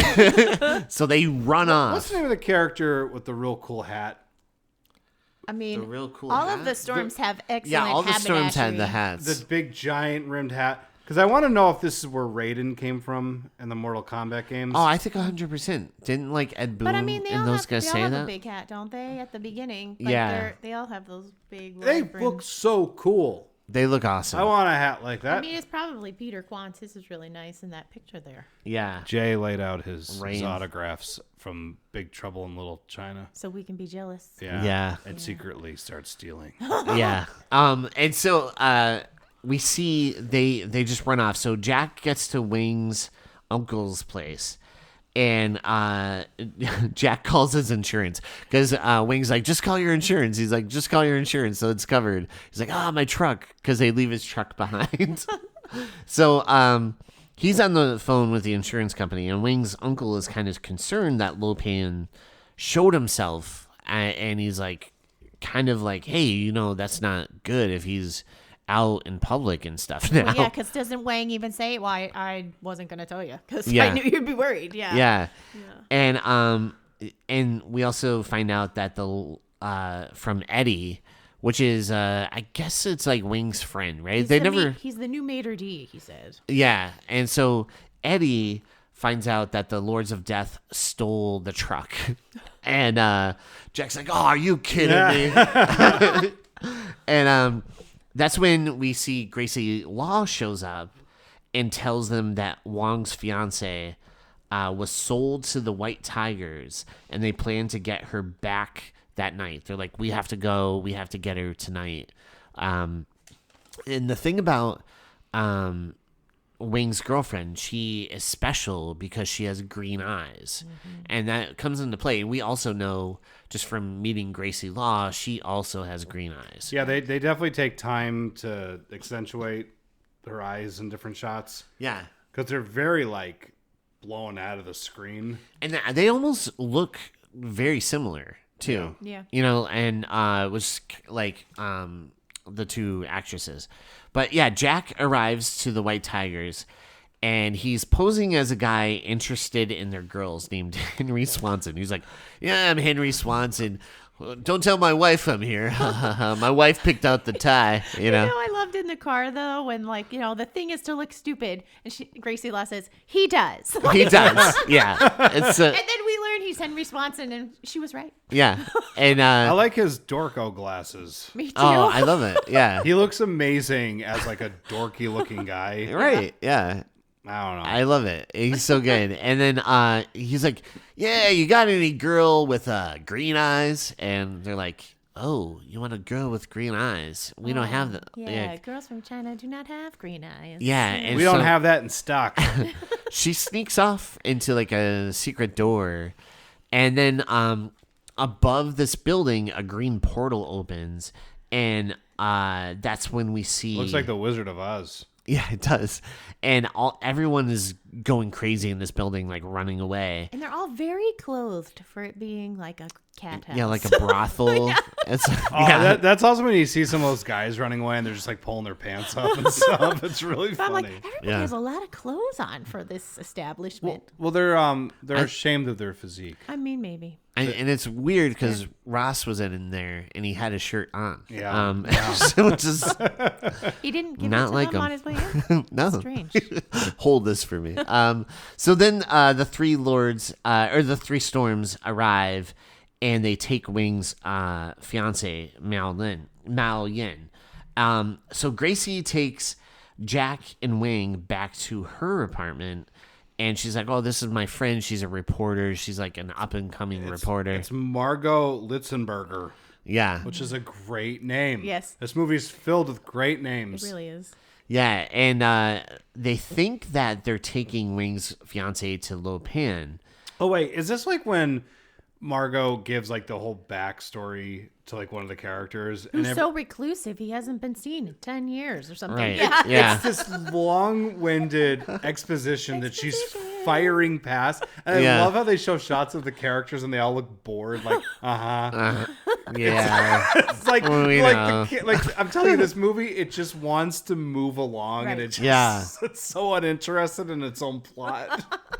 So they come up with a plan to go to the trading company that Lopan The Wing owns. Kong Exchange. Yes, and that's right. And so Jack and Wing go there, and they get in so easily. Wait. Is this like when before he leaves, he says, Jack says, "If we're not back by dawn, call the president." Call the president. And Yeah. I started laughing because I'm like, yeah, the president would definitely owe him a favor Oh, of course. if you right? like Escape from New York. Yeah. Yeah, That was of my course. Escape from New York joke. Good job. It was Sorry. I it's saved good. his daughter once. But yeah, so we see they show up to the exchange, and they go in, and they're like, they just fly past the security. They're like, oh yeah, I bet the circuit breaker's back this way. All right, I'll see you guys. That is one of my favorite parts of the movie. Yeah. Because they just walk in, they're in jean jackets, they're carrying a phone, and they're from the phone company. Right. It's We're from the beautiful. phone company. I guess the thing's back here. Okay, we'll see you. Squirrel. If you go in somewhere like that and you look like you know what you're doing, Exactly. people are generally like, they must be with the phone They company. must be with it. Yeah. And they get right in. I think that's hilarious. Because that they it just act worked. like they're supposed to be there. That's Yeah. how you Right. get into places you're not supposed to be. You don't act confident when you're in situations like that. They're like, oh, they're full of shit. But they're just like, oh, yeah, we got to go down right down there. Yeah. So they find this secret elevator and they get in, and the elevator only goes down. So they go in, they go to the bottom floor, and that's when the elevator starts to flood. And when they reach the bottom, and they swim out, and they get caught by the three storms. But when they swim out, it's kind of like, what is it called? Like a hell, like the Hell of the upside down sinners. yeah. And so you Good see, pull. yeah, good pull. And you see all these bodies that are kind of like chained in. Go ahead. I'm sorry. The other thing I want to mention was that before they get in there was like a door, and there's like this writing on it that Jack can't read, and he's like, oh, what's it say? And he's like, hell of boiling oil. And he's like, ah, you're kidding me. He's like, I am. It says keep out. You're kidding me. But I like that whole scene when they're in the elevator and it starts flooding. Yeah. And then they get out and you got all the classic three people. storms, yeah. The three storms and the people. Like this movie in a lot of ways kind of plays like a video game. Yeah, like Yeah. a video game, or even like maybe like a D&D campaign or something. Right. Yeah. Oh, right. Indiana Yeah. Jones movie in a lot of ways. Yeah, absolutely. And I would like to know though, like if you're in one of these movies, you're in like some of like, I don't know, it's like a couple years earlier. How do you end up becoming one of the skeletons attached to the wall? What was going on with those guys that they ended up in that situation? Maybe that's a movie you need to make. I would love to. The story that everyone's been demanding since the 80s. How did the skeleton guys end up attached to the wall? oh, I just remembered a movie I watched. What? Apartment 7A. Well, we're past that. Damn it. Okay. Sorry. Next time. I'll talk about it next time. So Jack and Wang meet a very old Lopan, and Jack asks about his truck. He's like, where's my truck? And Lopan explains why he kidnapped the girl and stuff, and that he has this curse on him that he can't be of flesh until he marries a green-eyed girl. Right. And Did he Jing borrow? Dai, the god of the East. yeah. Did he borrow that makeup from the Prometheus collection? Yeah. Yep, that's true. And that's when Lopan notices Gracie, and the others arrive on a security camera, and so he's like, oh, and Jack and Wang try to cut themselves free, right? And they're trying to cut themselves free. Meanwhile, Gracie gets kidnapped along with all her her two friends that she brought. So Wayne gives Jack the history of what they're actually dealing with. He's like, I know, I don't really talk about it. I don't even want to believe it either, because I feel like it's crazy. But this is what we're dealing with, like the history of Lopan and stuff, and black magic and sorcery. And It's that's just funny that Jack still just doesn't understand what's happening ever. yeah, It makes me laugh. Yeah. I know, I love it. He's just And- confused all the time. And then we see where those two escape, like they get out of there. Meanwhile, Lopan transforms to his younger form and drools over like a sleeping Mao Yin. With some magic Coke fingernails, I must say. Oh, Yeah. sure. Oh, he's definitely like. Which come into play Bring later. me my Coke. Later in the big boss fight too, which I also love. I love Yeah, it. I it. love that. They're like shiny, metallic. It's really nice. It's dope. That actress got a real sweet gig, by the way, because most of the movie, she's just laying There. down. Right? You know, I forgot to mention this. In the garage, when she's in the back of the car, there's like a really cool shot of her. She's just like, Oh yeah, stuck Do in you the know what I'm talking- hatchback. Yeah. Yeah. She's like, just "What?" laying there, Yeah. like, looking up through the window. I don't know why that like sticks out That every sticks single out time. to me too. Yeah. So Jack and Wing find a bunch of hostages, and they fight the guards, and they free all the hostages and get them to the tunnels.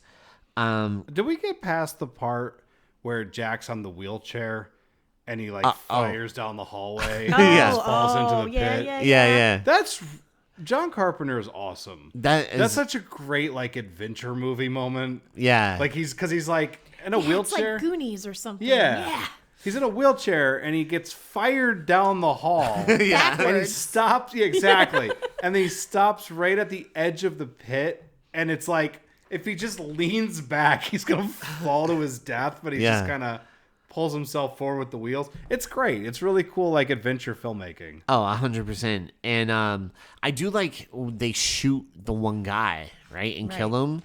And that's when like the one is like, is that your first time killing someone? And Jack like is like, of course not, you know. But he does have that look of like, oh my god, I just But he killed also someone. had to help him like with the safety on the gun. So Right. obviously it was. Right? Yeah. So they free all the hostages. Why and did they have to hogtie Gracie Law? Everyone else is kind of like tied up. Right. And she's just kind of Well, like... I mean, we see her be very bitey and aggressive. Is that why they tied her up So like I'm that? thinking like that's like after, but I'm thinking like maybe she was just acting up. Maybe. Yeah. Maybe. So they just were like, okay, we got to tie We her have up. to tie Gracie Law up. Everybody else looks pretty comfortable. Everyone else, Under you guys are okay. restraints. Yeah, really. Margot even had her notebook and her pen that she could still write stuff. Yeah. Yeah. That's a very strange prison situation. Yeah. You would think that they would take those things away. Day one of my prison. Everything is so. She's like everything is so strange and not real. Yeah. Gracie's in that position that the people in Return of the Jedi are in when the Ewoks are going to burn them alive. You know what I mean? Yeah. Isn't that fucked up? Those cute little teddy bears were going to eat the flesh off of all of our heroes. I know. You ever think about that? Imagine if it happened like that. That was like. Dun, dun, dun, dun, dun, dun. That's how it ends. See, speaking of soundtracks, right there, right? That's it. Oh, Return of the Jedi ends. Return of the Jedi. He shows up for 5 minutes and they eat him. The Emperor's like, he's like, where's your son? Those Ewoks. The Ewoks. It was horrifying. I saw some of it. The most terrifying creatures in the universe. I'll never get it out of my head. In all of the galaxy, don't fuck with the Ewoks. Give them the planet. I mean, We're moving the shield generator. we see what when they fight back against the Empire, they win. So, Yeah, like it took the galaxy. Like the Empire took down the whole Jedi Order and a bunch of teddy bears. Hand them their ass. right. Those things are vicious. Do you remember they had like the fucking logs that come down and smash into Yeah. Those things are vicious. Imagine if you see an Ewok and is trying to bite Luke's robot arm. It's like. Or like an Ewok just like bites the side of his face. He's like, ah, did it. Hello.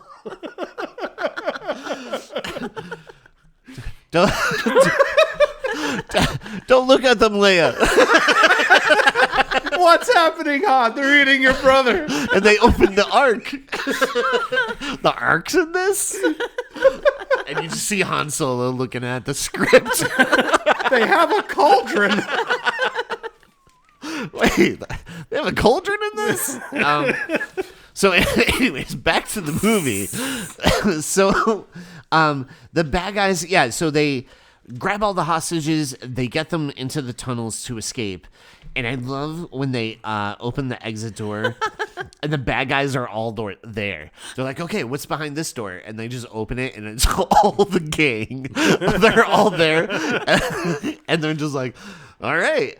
And They may know we're here. and then Jack just unloads and kills like a bunch of them. Like he's like and shoots them all.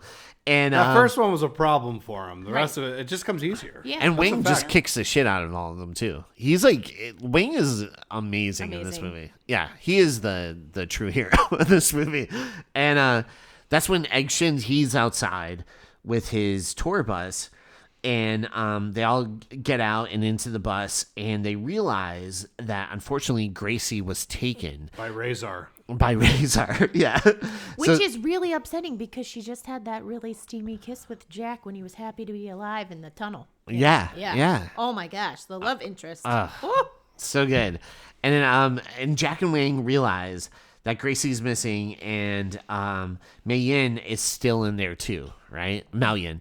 And that's when Gracie, who's kidnapped by the creature, is taken to Lopan, and he's pumped because now he has 2 options to marry, and because they both have green eyes. Right, because the curse is he has to marry one, but he has to kill one for the other guy so that he can become Flesh mortal again. Yeah. And so we see Egg recruits a gang to help Jack and Wing get Mao-Yin and Gracie back. Meanwhile, Gracie and Mao-Yin meet, and they're both like under a spell. Mm-hmm. And Lopan comes in, and earlier in the movie, Lopan kind of lights up, right? Like he has kind of like an arc kind of thing where if you look at him, Oh yeah, he's like, don't look in his eyes. He's like, I already did. temporary blindness. Yeah, he missed his savings throw. He's just like, he's like, here, bend over, and Wayne just like threw water in his eyes. He's like, you good? He's like, yeah, I'm good now. I do think it's funny that when he's blind, he's still directing him. He's like, over here. And it's like, where could that be? I don't know. But we see that he uses this power on Gracie, and it is to put her under like the spell as well. Meanwhile, Jack, Egg, Wang, and all their gang members, they use the sewer to get into the Lopans, and that's even when Egg kind of tells more about the curse and Lopan, like the history. And that incredible set. The set is incredible. Yeah, it looks like the sewer underground thing. It looks incredible. It looks like something out of a storybook. Yeah, it looks like Goonies meets Brendan Fraser's The Mummy or something. It's like so dope. Mythic. Yeah. Yeah. And so then we see that the two are under a trance, and they're getting deeper and deeper into the trance. And they also get this weird show where the 3 storms are doing tricks for the 2 girls. Yeah. And that's pretty awesome. Yeah, like the first one, he's like, basically like, "Urgh," and then Rain comes along, and Rain really swoons them, right? Like he's, and then suave. He's very suave. And then the girls like grab onto a sword and lift into the air, and Lopan's like, yes, they passed the test. Yeah, can we talk about that for a second? Yeah. Like after all this time that he's been alive, right? And he had to redo his house when he got to San Francisco. Yes. Why did you not rearrange your test of the burning blade so that it wasn't on the ceiling? Well, right? Those storms have to do a lot of work to get both those girls up there. Like maybe they need to unionize or something. There was actually a little bit more to the scene. That was actually just like a very elaborate way for them to change a light bulb. How many green-eyed girls does it take to just Lopan? 2. So Egg leads Jack and company to Lopan's. Lopan plans. That's when he's like, I'm going to marry both of them. Yeah. He plans to marry both women under. My notes are just, but what a dog. Because they passed the test, yeah. And then Gracie and Mal get dressed and prepared for the wedding. Meanwhile, the guys get into Lopan's. Egg tells them about the evil dream Lopan, right? Like he's untouchable. You can't really touch him. Yeah, he says only a dream can kill a dream. And I'm like, that's actually kind of sad. Yeah. And should get David Lynch in there to talk about that. Right. Only a dream can kill a dream. Coop. Listen, Coop. So Gracie and Mao-Yin are led to the temple for the ceremony. Meanwhile, Jack comes across a guardian, and this thing is it's like a hooch goblin. It like what? I don't know, and it's like this thing that has like 6 eyes or something. That cool thing. Whole bunch of eyes. Yeah. It's like a goblin. You know what it remembers? Action says what it sees, Lopan knows. Yeah. Whatever it sees, like it telegraphs that to Lopan, right? And Lopan could see and communicate through it. And I called it glob with eyes. Yep, that's accurate. Dude, remember those toys that were like little goblins that came in cages? Oh yeah, I had them. Yeah. They were that's what it looked like. That must have been after my time. No, it was. I don't remember that. It was in the 80s. It's in the Bible, actually. I think they were called boglins, right? If you remember, If you remember the 3rd chapter in the Bible, they talk about the goblins. Genesis chapter 3. Yeah. Yeah. The Verse boglins. 9. Yeah, they're like, yeah, these boglins come along. Yeah. That's when I put the Bible down. I was so scared. Hey, there was a real cool creature at one point because we went past him. There's like a creature that comes out of the wall at one point. Oh, yeah. Yeah, and I'm just like, I get why people love this movie so much. And it's funny because Egg throws like a little exploding cartridge at it. Yeah. You will come out no more. And Jack's response is like, "What the hell It'll was come that? out no more. What's not coming out anymore?" What's great about that is that it's just a moment. Like it looked like it probably cost them like a lot of money to make that thing, and it just kind of shifts out and goes back in real quick. Yeah. And I feel like if they made this movie today, there'd be this elongated action sequence where We have to use that. it's like dragging as them much as around and possible. shit. Yeah. Also, there's a part where there's a bunch of mouse actors. Did you catch them? Yeah, there's they're real rats. good. Yeah. There's so many rats and mouses in this movie. Yep. And that happened before we got to the part about the glob with eyes. Yeah. But I wanted to mention the mouses. boglins. I would also like to mention the 6 demon bag, which I think is also before the glob with eyes. What is that? 6 demon bag. That's what Egg Shen has in Oh, his magic. right. In the 6 demon Oh, bag, that's right. Yeah. Which is kind of cool. But it's almost as cool as the mouses is. Yeah. It's But I really mean, cool. 6 demon bag could also be a band name. Yeah. That's true. Wait, what? One more time? Can you say it again? 6 demon bag. Six demon bag. 6 demon bag. Thank you for coming to see 6 demon bag, everyone. Yeah, I like it. We're gonna be hanging out at the merch table And after the show. And there's 6 guys. That's how they talk.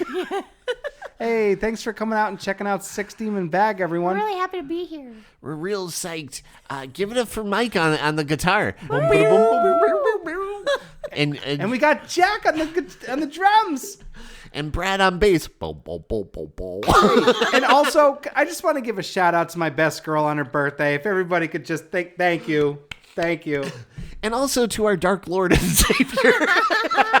Satan, would you rise up right now and devour the souls of everybody who bought a ticket? That was the price that I paid for my mild success. 6 demon bag. I said my deal with Satan was to fill up this gymnasium, and I did my part. And I did my part. 1, 2, 3. 6 demon bag, 6 demon bag. So It's real lame, like doo-wop song. yeah. So we see the Guardian goblin thing kind of tell them like Lopan's plan, which is basically he's going to marry both girls, right? So it will break the curse. He's doing 2.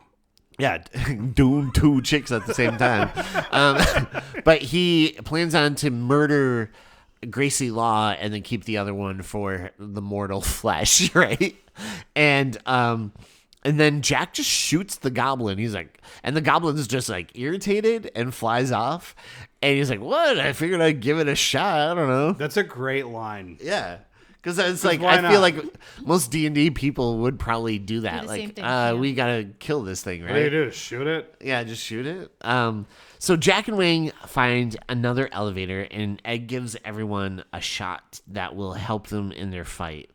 And Which is like kind of great because it's kind of implying that it gives them some heightened skills or something. Right. So it kind of allows you to accept what you're about to see, the levels of awesomeness, if you will. right. Because And- everything gets really fucking cool from here Yeah. on out. Except for Jack. Except He Jack. can't get anything to go right. Yeah. I do like It turns up his best attribute, which is being terrible at everything. Yeah. yeah, maybe it heightens what you actually are, and he's just terrible. I like how they're like before they go in, they're having like a World War II speech. Yeah. Like, oh, we're going on the these feathers fools of the never run. eagle. Yeah. Yeah. And then he goes in there, and I love the first thing he does is he like because it's supposed to be like something you saw in like a even cowboy movie. before that, when they get in the elevator after they take the drink, it's one of my favorite moments of the movie. He's like, "Yeah, I feel really good about this. Like, I kind of feel like invincible." And everyone's like, "Yeah, yeah," and everyone's like psyched and getting hyped. And then it kind of creeps into Jack like, "Oh, we might die." And he goes, Is it getting hot in here, or is it just me? See, I thought it was because he was with all those hot Asian guys in the elevator. Oh, Maybe. I just thought it was like him. Maybe. I mean, kind of like realizing, both. oh, we might die. A little column A, a little Yeah. Yeah, a column little B. bit of both. Yeah. Mhm. Yeah, I Yep, kind of like feel that. kind of invincible right now. I just one of my favorite types of humor is just like when they go into the room and it's like you Yes. probably saw like a bunch of movies where like you fire the gun up into the air Yeah. heroically Oh, I love and then that. it just causes a part of the ceiling to land on him and then Yeah. he's out of commission Shit. while like everybody good else is chunk doing of this the fight. incredible Which shit. is totally like a D&D campaign. Oh, 100%. Somebody always has that happen. Like you were talking about. It's a Rory. real That's- dash. It's a real dash moment. Yeah. Yeah. Yeah. And so, yeah, Jack knocks himself out, and then Wang is like kicking butt. Like he's going Oh my gosh, through and he's flying through the fighting air, people. tumbling. And he fights one of the storms, Rain, Mm-hmm. and they're jumping through the air. Oh, it's so and cool. They just like will swing the sword at I each love other. when they pass each other. Yeah, they like jump up and it's like whoosh. Yeah. And they're like flying and swinging swords at each other. It looks so cool. It's so awesome. and you're like, this came out in the 80s. Yeah. Like, that's Yeah. crazy. Goddamn for John the 80s, Carpenter. it was really good. And Really, yeah, for really the good. 80s, and then like just all that is like outstanding. So they're all getting into fights, and we see where Wang actually kills the storm too. Yeah. Like he stabs him through the stomach, and he like flies into the Aren't statue. they like sword fighting as they're flying through the air Yeah. and shit? yeah, Yeah. yeah, It's really so cool. It's really cool. So then we see where Jack finally wakes up and one of those guards are going to attack him. So Jack is actually really clever. He slips like a knife between his feet to stab him in the stomach, but then Jack just gets stuck under this car. It just falls on him. And he's stuck there. And he tries to get out. Yeah, he's like turtling. He's Yeah, trying to he's like like- turtle he's his way trying to- out, and he can't. Yeah, he's like rocking back and forth. And he's just like stuck in this weird position where this guy obviously died right on top of him. And that's when we see Lo Pan and Egg kind of get into this magic duel. And, And boy, is it just beautiful looking. yeah, it looks really It's cool. like a purple and green light. Yeah. And it's just so beautiful looking. Yeah, and eventually Lo Pan kind of outpowers him in that sense. Well, of because being, he like, has more... the coke nails. Yeah, he He's has the doing coke like nails. the game controller to Yeah. like control his big disembodied knight. So he's doing the game control here, and he's like Yeah. doing coke off his You know he nails. is in between takes. Yeah, yeah. And- I just have to say too, I really love James Hong, who's Lo Pan. Yeah. His insane laugh is like the best insane laugh in the movies. Dude, I think. He's incredible. Yeah. He's so good in this movie. And just in everything. I feel like even like I know he's in the Seinfeld episode when they go to the restaurant. Yeah. And like it's probably one of my favorite episodes. And they're like, yeah, is it ready yet? He's like, no, it's not ready. You know? Yeah. So good. So Gracie and we live in a society. So Grace and Jack, like they get Gracie back and they take the elevator and we see them kiss, right? And that's when Jack has like the lipstick smeared on his face for like love the it. rest of the I fight, love it so much. which is so hilarious. Like across his lips. And 'Cause he's supposed to come in again. It's supposed to be like a cool action hero moment, Right. And he just looks like a clown. right, he looks like a doofus who has like red lipstick on. I love it. And that's when Jack fights Thunder with Wang. Like the two of them kind of like team up to fight Thunder. And then eventually Wang kind of takes over fighting with him. And Jack faces Lo Pan. And Jack tries to throw a knife at Lo Pan. Lo Pan catches the knife. He's like, ha ha ha. And Lo Pan's like mortal now because the ceremony kind of worked and he has Yes, his mortal he used flashback. The needle of love to get his mortality. Yeah. Yeah. And And phallic there. yeah, nothing phallic with that. So Jack throws the knife. Lo Pan catches it, right? And he's like, and he throws it Hi, back. Mr. Burton. Yeah, and Jack catches it and throws it right back into his head and kills Lo Pan. It's really a great moment. Like Yeah. it's super cool. Super cool. The old knife It's in the head textbook- trick. It's textbook cool. Yeah, and then I love how Jack tries to play it cool too. Because I feel like he's like even shocked by what he did. I know. But then like he sees a Gracie, he's like, it's all in the reflexes, you know? Awesome. So good. It is. And then Can we retroactively give John Carpenter Oscars? I know, right? I think we should. Then we see where Thunder walks in. Like, he's fighting with Wang, and he walks in, he sees what happened to Lo Pan. He gets so mad that he explodes. He has like a pout of sadness explosion. You know? Every time we wrap up this podcast and I go home and I see EJ driving away, that's what happens to me in the car. Do you explode into foam too? I do. I always kind of wondered where foam came from, and now I know. It comes from sadness. Yeah. That's Yeah. It comes from Thunder. From thunder. So lightning comes along through the tunnels, and one quick thing about the guy, the evil guy dies, right? Takes a knife to the head. yeah, Must have been a pretty good boss. Right. Yeah. He was really torn up. Yep. Yeah, because he's real upset. Yep. Now these people are still fighting on his behalf after he's died. Yeah, I mean, maybe I have to take back what I said about them, like that they should unionize. Yeah. Maybe they were really content with their job. They're like, my boss is great. Yeah. He's got unconventional means to get what he wants. I mean, they did have nice suits on earlier They in the did. film, so I mean, I'm sure that came from their paycheck. I've seen some lackeys who didn't have as nice clothes. Right. those hats. I mean, Yeah. Fucking ballin'. And like spinning forks and the claw things that Yeah. Rain had. Yeah. I bet those they had a back great. scratchers. Yep. Like it back looks like a scratchers. little. That's what I was trying to think of. Yes, they look like. That's what I was thinking. Like they look like those little tiny garden hose that you use in like a flower box. Yeah. I'm just saying, this guy threw a killer office party every Christmas. That's the Lo kind of Pan? loyalty he has from his people. Yeah. It's Like, come on down. We'll get together, have a few laughs. yeah, like honestly, like I've had bosses that if they died, I would have just went home. Right. Right? This guy, they're still fighting for him. Come to the exchange. We'll get together, have a few laughs. White elephant. We're gonna have one of those parties. We'll have a white elephant. So then we see where Lightning comes along, and they're trying to escape, and they I love Egg shows up above them. Yes. Like, how'd you get up there? He's like, it's a long story, or whatever he says. And they're like, okay. And so they're all jumping up, and Lightning's like trying to shoot his shot at them. And Is that when they use the Batman 89 Yeah. gun? yeah, and then he's like, I got this grappling hook. And he's like, how much do you weigh? How much your weight? You're not 127. That's like one of the best moments of that movie, by the way. Yeah. Batman 89 is great. It's so good. So then they use the grappling hook to get out, and we see where Lightning is coming through the first like tunnel hole, right? And we see Egg is like, just throw the statue on him. So he throws like a statue down, and it hits him in the head. But I love that shot of him like rising up through the Yeah. hole. Yeah, It looks heralded really cool. by this big hat. Yeah.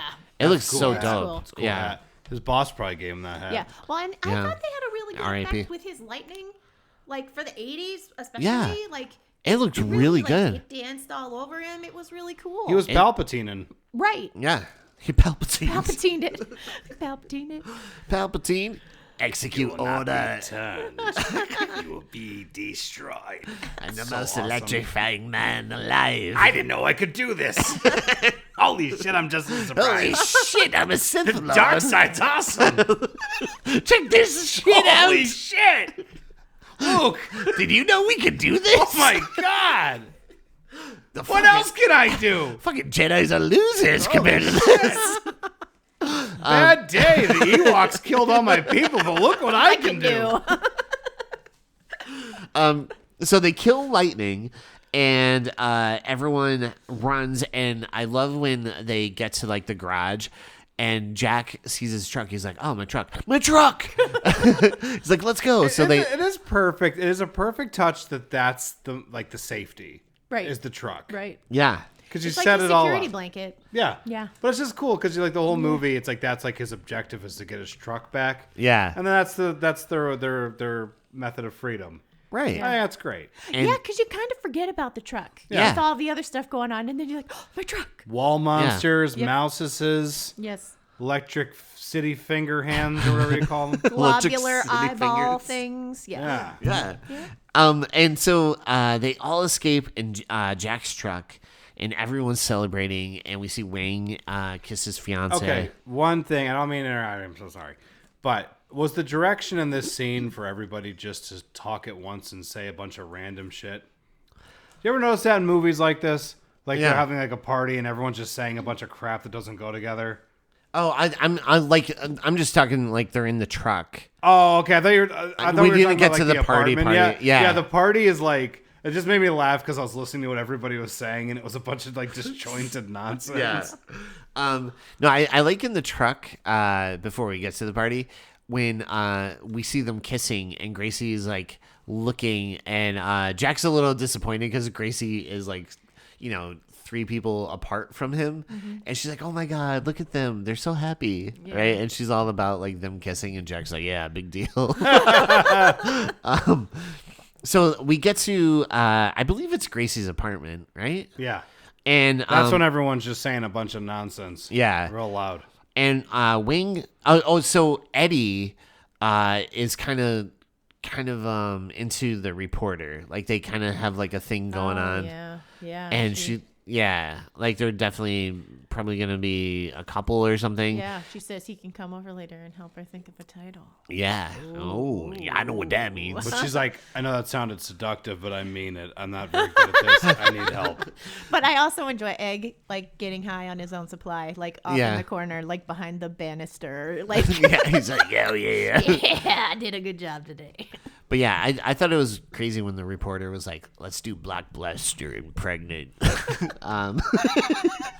But that's before Netflix and chill. It was Blockbuster and pregnant. So Wing, A lot of happy families started that way. yeah. Make it a blockbuster night. R.I.P. Blockbuster. So we see where Wing pays Jack. Right, he's like, "Here's all the money," and Nothing or triple. yeah. And even an extra for everything you've done, right? And then he doesn't kiss Gracie, and he He's kind like, of aren't you going to kiss her goodbye? And he's just like, nah. Yeah, Because I he's thought- not the hero of the story. right. He's not. But there's a way like I interpreted that because they're like saying like, aren't you going to kiss her goodbye? So like it's either a funny beat of him just being like, no, or it's like him saying it's not goodbye. Right. Well, I feel like he goes, "Hey, I'm on the road all the time, and a lot of people get sick of me after so long." Like, I feel like he's already breaking it off. Yeah. Right. And I think that's like, yeah. You think he's just kind of like, aren't you going to kiss her goodbye? And he's just like, no. Nah. Yeah, I'm good. We already broke up. Like, it's already over. Yeah. Right? Like, how did you take Yeah, it? I feel like Jack Burton's a guy who has a port in like every, like a port in any storm in every town. Like, Yeah.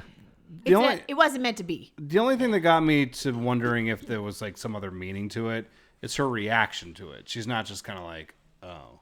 Like, Right. she's still kind of like, ah. Yeah. Like, laughing Yeah, about I it. mean, Yeah. maybe I could see that. I don't know. Yeah. All I know is that he was like, I'm not going to kiss her. Me and Razor have a thing going on. Yeah. Yeah. Yeah, because Razor. Yeah. Waiting in the truck. Yeah. So yeah, Jack heads out on the open road and he's talking on his CB, saying some crazy shit again. And as it pans away from him in the front, it goes to the back of his truck, and you see Razor like creature kind of crawling out from behind. And I was like, "Oh, that's really cool." Do you think if it was a hit, they would have made a sequel to this? Or do you think like John Carpenter's like, "No, that's good"? If anything's a hit, they're going to make a sequel to it. Yeah. So they probably would have. I'm just glad. Sometimes like these movies that really should have been big movies because they're so wonderful. Sometimes I'm happy that they weren't because they didn't get sequels to kind of like ruin it. Right. Like I'm sure right now if somebody was like, I want to do a remake of Big Trouble, Yeah. I'm sure the studio would just be like, oh fuck no. Yeah. Yeah. They're like, no one watched that, and they probably don't even know what it is. Right. Yeah. And they probably don't understand the plot. Yeah. So I don't know. Like Exactly. But I'm sure if they did make a sequel, though, if it was a big smash hit, maybe they would have. Like Jack Burton use his name, right? In whatever the title is. Big Kinda Trouble Big in Trouble San somewhere else. Francisco, or Yeah. Yeah, like probably Big Trouble in like another whatever. Big Trouble in Canada. Yeah. Yeah, because I could see like Jack Burton being like a character that would be like like the franchise character, I guess. Sure. But Or they could have had like a cool like buddy cross country movie with Razor. yeah. Where the two of them learn things Yeah. about each other and themselves in the process. And Do you fight think crime? Yeah. Oh my God, there has to be crime fighting. what if it was like Jack Burton in Area 51? You know what I mean? Big Trouble in Area 51 or something. We're going to Area 51 Because he talks about aliens there, and stuff. Pilgrim. Yeah, he's like, let's take the Pork Chop Express to Area 51. Hauling ass. Yeah, let's John haul Wayne, some ass. why did John Wayne talk like that? I don't know. But it's fascinating. It was so good. And I absolutely love this movie. What are your final thoughts? And would you definitely recommend this? I definitely would recommend it because I think like what you brought up before, Rory, like it's just a good time. Like it's just a fun thing to just enjoy. Like you don't have to analyze it. You don't have to like get citations and cite your sources of like why it's quality or not quality. It's just fun. Yeah. It's just fun. And it has a lot of good one-liners that my friends and I repeat almost every time we game together. So Yeah. Rory, how about you? I'm gonna steal her thoughts, and that's it. No, Go for I think this movie's lots of fun. I don't. It's a tricky one because I don't know who I would recommend this to. Like a normie, I'd be like, watch this movie and let me know how you feel about it. I'm not sure how people would interpret it. Yeah. But if it is your thing, you're going to have lots of fun with it. I think it's a delightful movie. And it's probably John Carpenter's most unique movie. Because a lot of his films, like when you watch them, they're very like slow. They're very moody. There's like real long takes and Right, stuff. And this right. one is like breakneck speed. And it's a little bit of a Carpenter anomaly. But I think this movie is wonderful. You should watch it. And I don't know, make a little kid watch it. Like if you know, like you have a I think son or kids, something. Yeah. yeah, I feel like it's a like you need to find it like early in life Yeah. to really fall in love To with celebrate it. Yeah. Yeah. It's one of those movies. It's Yeah. like the life was better in the 80s movies. Yeah. Yeah. it. Like Better Off Dead. Yeah. Better Off I Dead. love that movie. And That's if one of I my had- favorite movies of all If I time. hadn't seen it like when I was a teenager, I don't think I would love it as much as I do. There's a thing. We talked about this a couple weeks ago. What's her name? EJ. EJ. Okay. EJ. Yeah. We were talking about this the one day. Eej. Squeege. I'm not. There's no one gonna remember that. That's too many letters. But we were talking about how like there's certain movies that we would watch that we're like so high on, that we saw at an age that was perfect to see it, and it's like you're like wondering like, what if I saw Child's Play 3 when I was like 35? Like, how would I feel about it? Yeah. Would it still be awesome? I'm sure it would be, but I'm just using that as an example. But there's a lot of movies. It's like you just have to see them at the right age, and it just like ignites a kind of magic in you. I think you're right about that because I did not see E.T. until I was 37 years old. Yeah. So you were probably just like, And I was like, all right. well, it's okay. Yeah. Yeah. Yeah. Like, and you know, Pete was like, I think you saw it at the wrong time. And I'm like, maybe you're right. You know, because like my parents and grandparents thought that I would have been scared because I was like 6 or something when it came out. So Right. they didn't take me to see it. And then it just kind of became a thing. Like, no, I've never seen E.T. and I don't want to. Yeah. And then he's finally like, just watch it. So, yeah. I mean, if I had seen it when I was younger, maybe I would have a different perception of it. When you saw it and you weren't thrilled by it, did he look at you and go, ouch? No. No, but it probably would have been good if he did. Get out of my home. Go home. You now have no home. Homeless. What'd you think of it?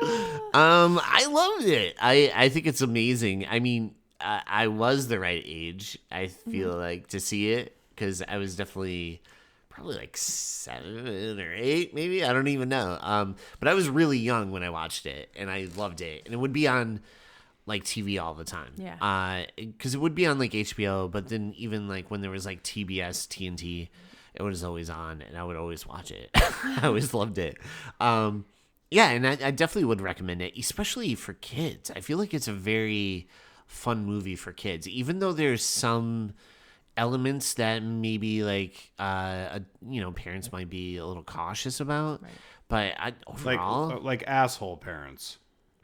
yeah, No, just say it. It's okay. asshole parents, Like yeah. fuckface parents. Yeah. No, but I feel like it's like one of those movies where, if you're a kid, like you would just dig it because it has action and like cool looking creatures and magic and this world. You know what I mean? Like that exists. That So is unique fun and interesting, and there's like so much lore, and it's just yeah. I gotcha. It's kind of like so I didn't watch Labyrinth until like this year. I just watched it for the first time.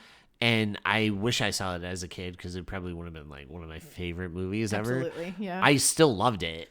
But I just know I was like, man, I wish I saw that when I was younger because I probably would have watched the shit out of the movie way more. Yeah, like I kind of feel like I wish I'd found this movie sooner just because I could have watched it more. Yeah. And enjoyed it more. Yeah, absolutely. That's like me and Flash Gordon too, because I didn't see Flash Gordon until I was in college, and I was like, I wish I'd seen this a long time ago. I'm watching it on my phone right now. Awesome. Flash. Oh, you know what? The funny thing too about Flash Gordon. So in the early 2000s, what was the bully's name from Smallville? Wyatt or what was it? Whitney. Whitney. So Whitney played Flash Gordon on a Sci-Fi Channel version of Flash Gordon, and I loved it. I thought it was so good. But anyways, sorry. Enough Flash Gordon. We should do Flash Gordon. I would like to. I also had an idea. So this is sort of like a cult classic, right? So like maybe when you want to do like movies that aren't horror, you could be like freak cults or something. Ooh, I like that. I was thinking about we do movies that are just about squirrels, and we're called freak squirrels. I mean, I also like that. Why not both? Ooh. Why not? Can we both? change our logo? Just having like a long bushy tail at the end of it. Yeah. The the S could just be the squirrel. That's true. Freak Squirrels. Freak squirrels. I like it. I think it it too. works. And then we can actually get like a squirrel host. Yeah, I want to do That like, would be nuts. like My porn husband ones. has tried to befriend the squirrels at my house. Maybe they would do it. As maybe. a guess. Maybe. Now we're going to the squirrel's corner. What were your thoughts? What are your thoughts? I feel like they just say the same shit every time. You know, squirrels sound Fuck, like. are they cute? You know what the squirrels sound like? They sound like this. They go.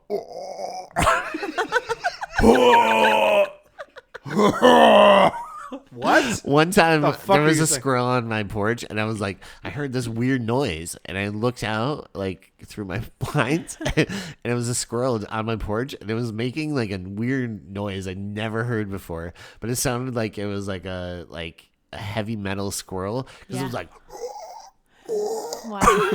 And they also kind of scream like rabbits do, like if they're scared. Yeah. I don't like to which think is- of that. Which is sad.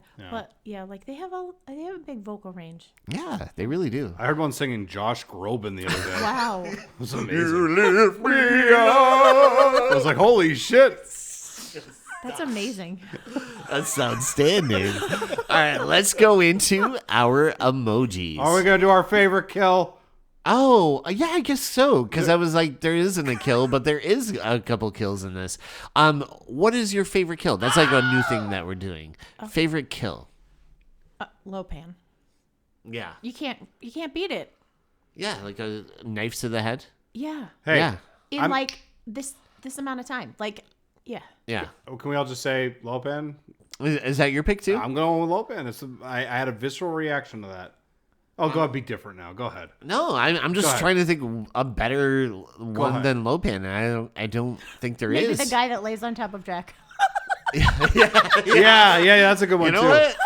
I'm going with that one. I'll pick the guy that Jack stabs in the stomach and kills. I'm gonna pick the concrete that Jack shoots and that lands on his head, because that's a whole thing. That's pretty good. But yeah, no. Okay, let's go into our emojis. Let's hear those bomb ass emojis. All right, so one thing we like to do is rate movies with emojis. So Marcie, you start us off. What emojis would you give this movie? Is there a limit to the emojis? No. You can Good. keep going. Because I have several. So I had the stack of money, Yes. right? I had a truck for the Hell Pork yeah. Chop Express. I had the red lips for Gracie Law. Oh, perfect. Then I Yeah. had a lightning bolt, a tornado, and the rain cloud for the storms. Oh, that's good.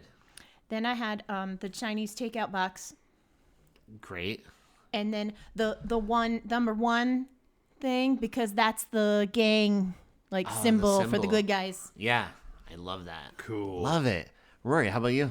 I'm gonna say there's a pig in this movie. Oh, I felt Yeah. bad for him. There was a dog wandering around. who made it? He did, and we didn't talk about them, but there were some chickens in this movie too. Bunch of ratses, some mices, all that shit's going on in this movie. Just making this film feel like a real, like it exists in a real world. Pile of fish. Bunch of fish Oh, are yes, in there. the fish. Yeah. So many fish. Yeah, there's so many goddamn fish. Weren't some of the ratses on the fish? Yeah, some of them were snacking. Yeah.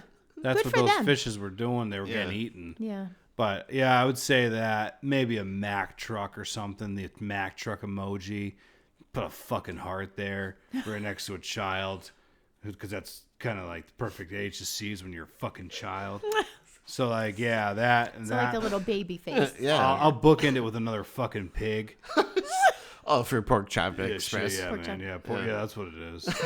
Yeah, that's what it is. Not for the individual pig, but for Pork Chop Express. You sick bastard. Yeah. Yeah. What do you got?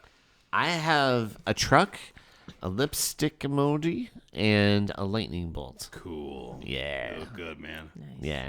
I'm going to get that tat. Yeah, you are. Maybe we all should. Yeah. Yeah. Here. Hey, we're at here. the tattoo Hey. parlor. Yeah, a Respawn Tattoo, where you can get all your tats. Don't think, just ink. Yeah, I love that.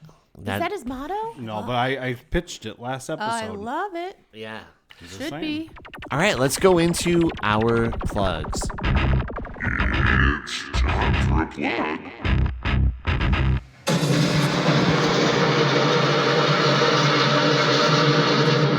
All right, Marcie, you could start us off. What do you have to plug? Any upcoming shows or events that you're doing, or even your personal Instagram, if you want people to follow you there? Oh, no, that's okay. Well, we're going to have another page to stage on May 9th. And this is our first page to stage that has a theme. Ooh. The theme is America, because 250 years, right? Yeah. 250 years of this shit. And I'm actually not. I mean, I might host that one. I might not be there to host it, but I think it'll be an interesting night, because I think we're going to get a lot of different perspectives. But I do have some openings, so if people are interested, you could put my information on your thing and have them find me. Hey, and that's can a I diva. pitch something for you? Sure, How about stage to cage? I like It's it. all Nicolas Cage. No. I mean, like the That's what I thought you were gonna say. no, the performers get put in cages. It's a whole thing. I'll pitch it to you later. They have Okay, to all act right, their all way right. out. All right. Act your way out here. So that's a diva, and then also Diva and Actor Circle have their first collaboration, maybe in forever. I don't know. At least since I've been around. We got a very generous grant from the America 250 PA group, which gives people grants like to celebrate the 250th anniversary of America, and we're putting on 1776 at the end of 1776. June, the musical. Yes. Wow. Yeah, we're having auditions like right now, but okay. it should be a really good show, and we were really grateful to get that grant. Max is involved? Max right? is Max's musical Dr. director. Max. Yeah. Paige Spilitsky is directing. Molly Boyd is the choreographer. I think it's going to be a really good show. Who's playing 1776? Yeah, I don't know. The- We're having auditions now. I said that. I want to play the year. Okay, we'll tell Paige. My We'll talk name about- is 1776. We'll talk about it after the show. I'm kind of a big deal. Big things coming in the horizon. Yeah, you need to play that year. Yeah, I actually played 1991 once. Yeah. You could see some of my work on 1982. Yeah. That was a pretty good one too. But That's a good one. 1776, I'm born to play that. Yeah, man. I think it's time. Yeah. Anyway, anything else? No. No? I got What plugs. about acting? Are you going to be auditioning for I'm anything? gonna audition for Fall of the House of Usher at Actors Oh, Circle. cool. Because I it's Margot and Marnie, and they're awesome. I know. I told Marnie we were out the other night. Mm-hmm. I was like, I want to play a ghost. I was like, is it like a ghost where I wear makeup or like a sheet or like? And she's like, I'm not sure yet. And I was like, oh man, I'm hoping for the sheet. I think it'd be really cool because like none of them are speaking. Like they don't have any. Yeah, they don't have any lines. lines. I just want to like go That'd be around. really fun. It just do physical stuff. Yeah. Can I play the house? Maybe. I want to play the house. There's a giant crack in it. Yeah, that's as a guy who's on crack. I think I'll make it work. I'll make it work. Yeah. I got plugs. All right, go ahead, brother. I got. Oh no, Rory's drowning. Here you need assistance. Raven View Productions. I got it out. You can find it on the socials and the YouTubes. We posted a little short film called The Burden of Beauty that you can watch for free, you scumbags. I loved it. Did ya? I did. Oh, you watched it? Yeah. Oh my God, thank you so much. I loved it. Was that the thumbs down that I That got? wasn't. No. That wasn't from me. Oh, I wish it was. Yeah, this guy was in it. It was in the movie. Yeah, and Chris Alou. Yeah, Yeah. all Killing those it. kids Yeah. are in there. We got Sarah Vista Broker Real Estate. She sells houses, has her own little podcast. I told her she should have called her podcast Real Estatement, but she didn't go with it because my ideas was pretty were good. bad. We got Fourth Cut Reviews, Church Conforti. He's Yeah. chursing all over the internet, and there's nothing anyone gonna do about him. Cheers. He's chursing here, chursing there, chursing everywhere. Got Gravy Diggers Pot Pie. You got Big Trouble in your stomach. Big if you trouble eat that shit. in little tummies. Yeah, you'll be throwing up if you're lucky. Schwartz Dreamboat. Check them out at the Electric City Improv, performing every Friday and Saturday. I just went and saw them perform again, and I almost died laughing again because those guys are so goddamn funny. He performs alongside Alec James and Ed Zielinski, and they're both so funny and perfect. You need to see them. Real Chronicles, friend of the show, Dave Gonzalez. It's his podcast. Pop on there sometimes, talk about film with them. I love doing it. Those guys know their shit, and they're hilarious. Criterion Collection, because motherfucker, we spend lots of money on that shit. That's why none of us actually have money anymore, and we're always borrowing cash from Marcie, and then we forget to invite her to movies. Don't share that. I'm Everyone sorry. will be on my doorstep. We buy tickets with the money she gives us, and we forget Yeah, to and then invite you her. don't invite me. Yeah. Hey, we got Amanda. What is it? Aesthetics? Yes. Is that what it is? Yeah. I really hope I got that right, but you should check out her stuff. She's a very nice person too. She was just on our Rosemary's Baby episode. You can listen to it. It's not out right now. It's on our backlog, but by the time this episode comes out, boy, you could listen to it. It'll be there for you. Trivia Master Brad, he's doing trivia all the time. I saw his list for this month. It's crazy. It's bananas. It's something that would make Punch the monkey happy. It's that much bananas. We got Kitties of NEPA Pet Rescue. That's a cat rescue that I'm very fond of. There's a quick link to it on our website, frequelspodcast.com. And those cats, they're there. They're waiting to be adopted. You just quickly punch the link, and you can adopt a cat. You can feed a cat. You can pet a cat. You can wake up next to a cat. The cat can get you out of your car when you're drunk. That happens to me all the time, and the cat's always asking me how I'm feeling. And I always have to lie and say that I'm doing okay. And I think the cat knows that I'm lying to it, too. And I feel bad because it looks at me with shame. That's just the burden that I have to live with in this miserable existence that I call life. But you can have your own cat. So check them out. EJ, what do you got? All right, I have a few plugs if that's okay. No, we're done. Oh, fuck. Just wrap up the show. All right. Actually, check out my brother's band, Kids on Bikes. They're on Spotify. They also, Brad, Trivia Master Brad, was in that band. So check that out. Also, check out Adam Farley's music, and they're going to have a single coming out called Alone Again, which is back in the day when Adam and I were in a boy band. That's a song we came up with. So check that out. The MDG crew is putting it out, and it's even better than ever before. Shit. Yeah. So check out Adam Farley, his music on Spotify, iTunes, wherever you listen. And if you want to go and see him live, go to the mdgcrew.com and you can see upcoming shows.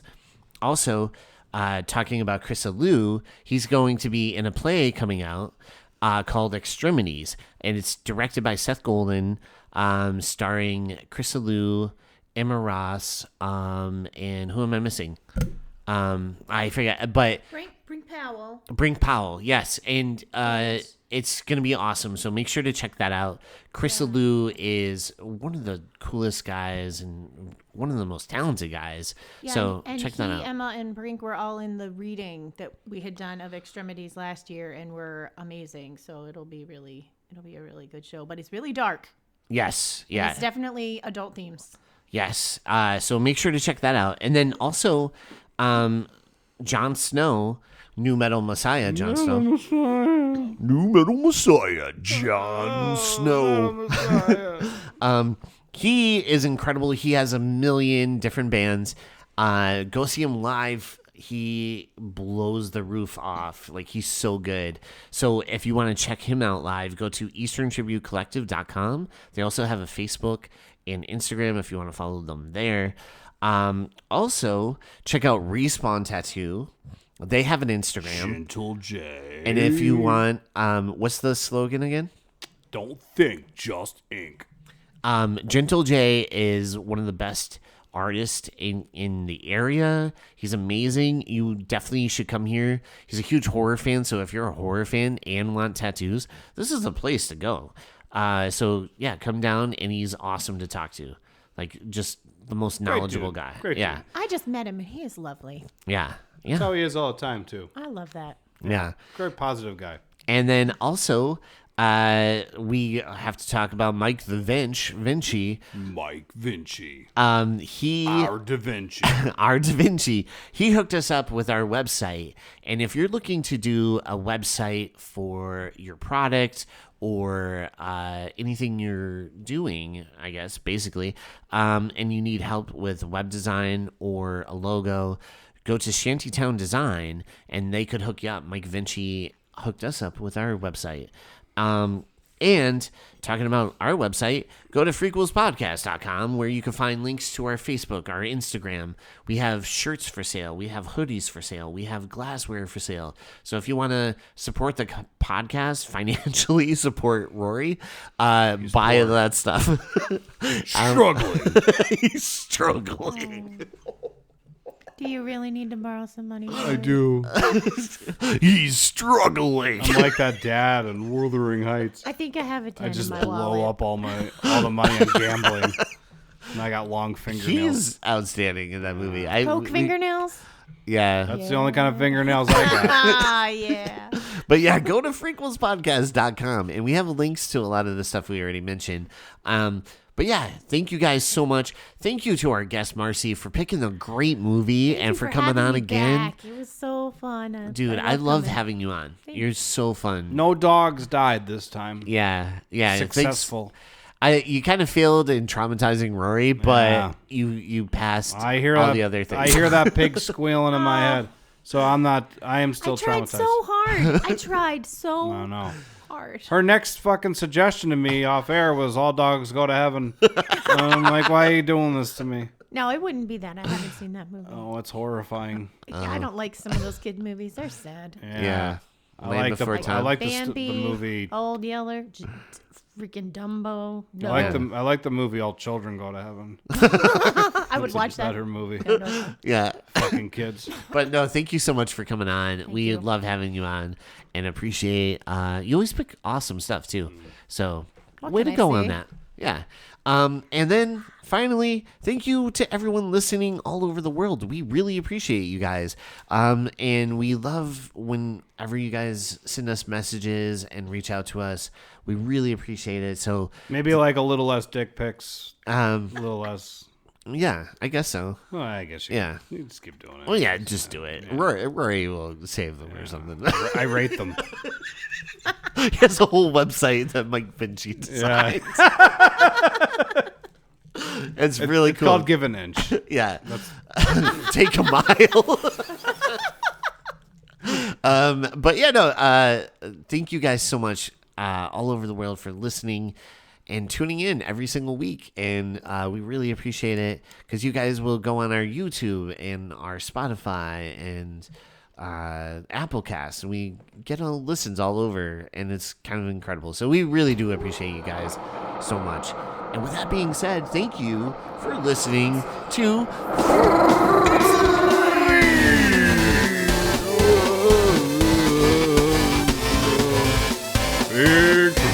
Big trouble.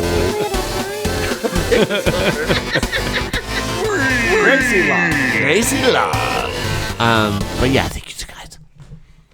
I don't thank you guys. I hope I never have to meet any of you in public.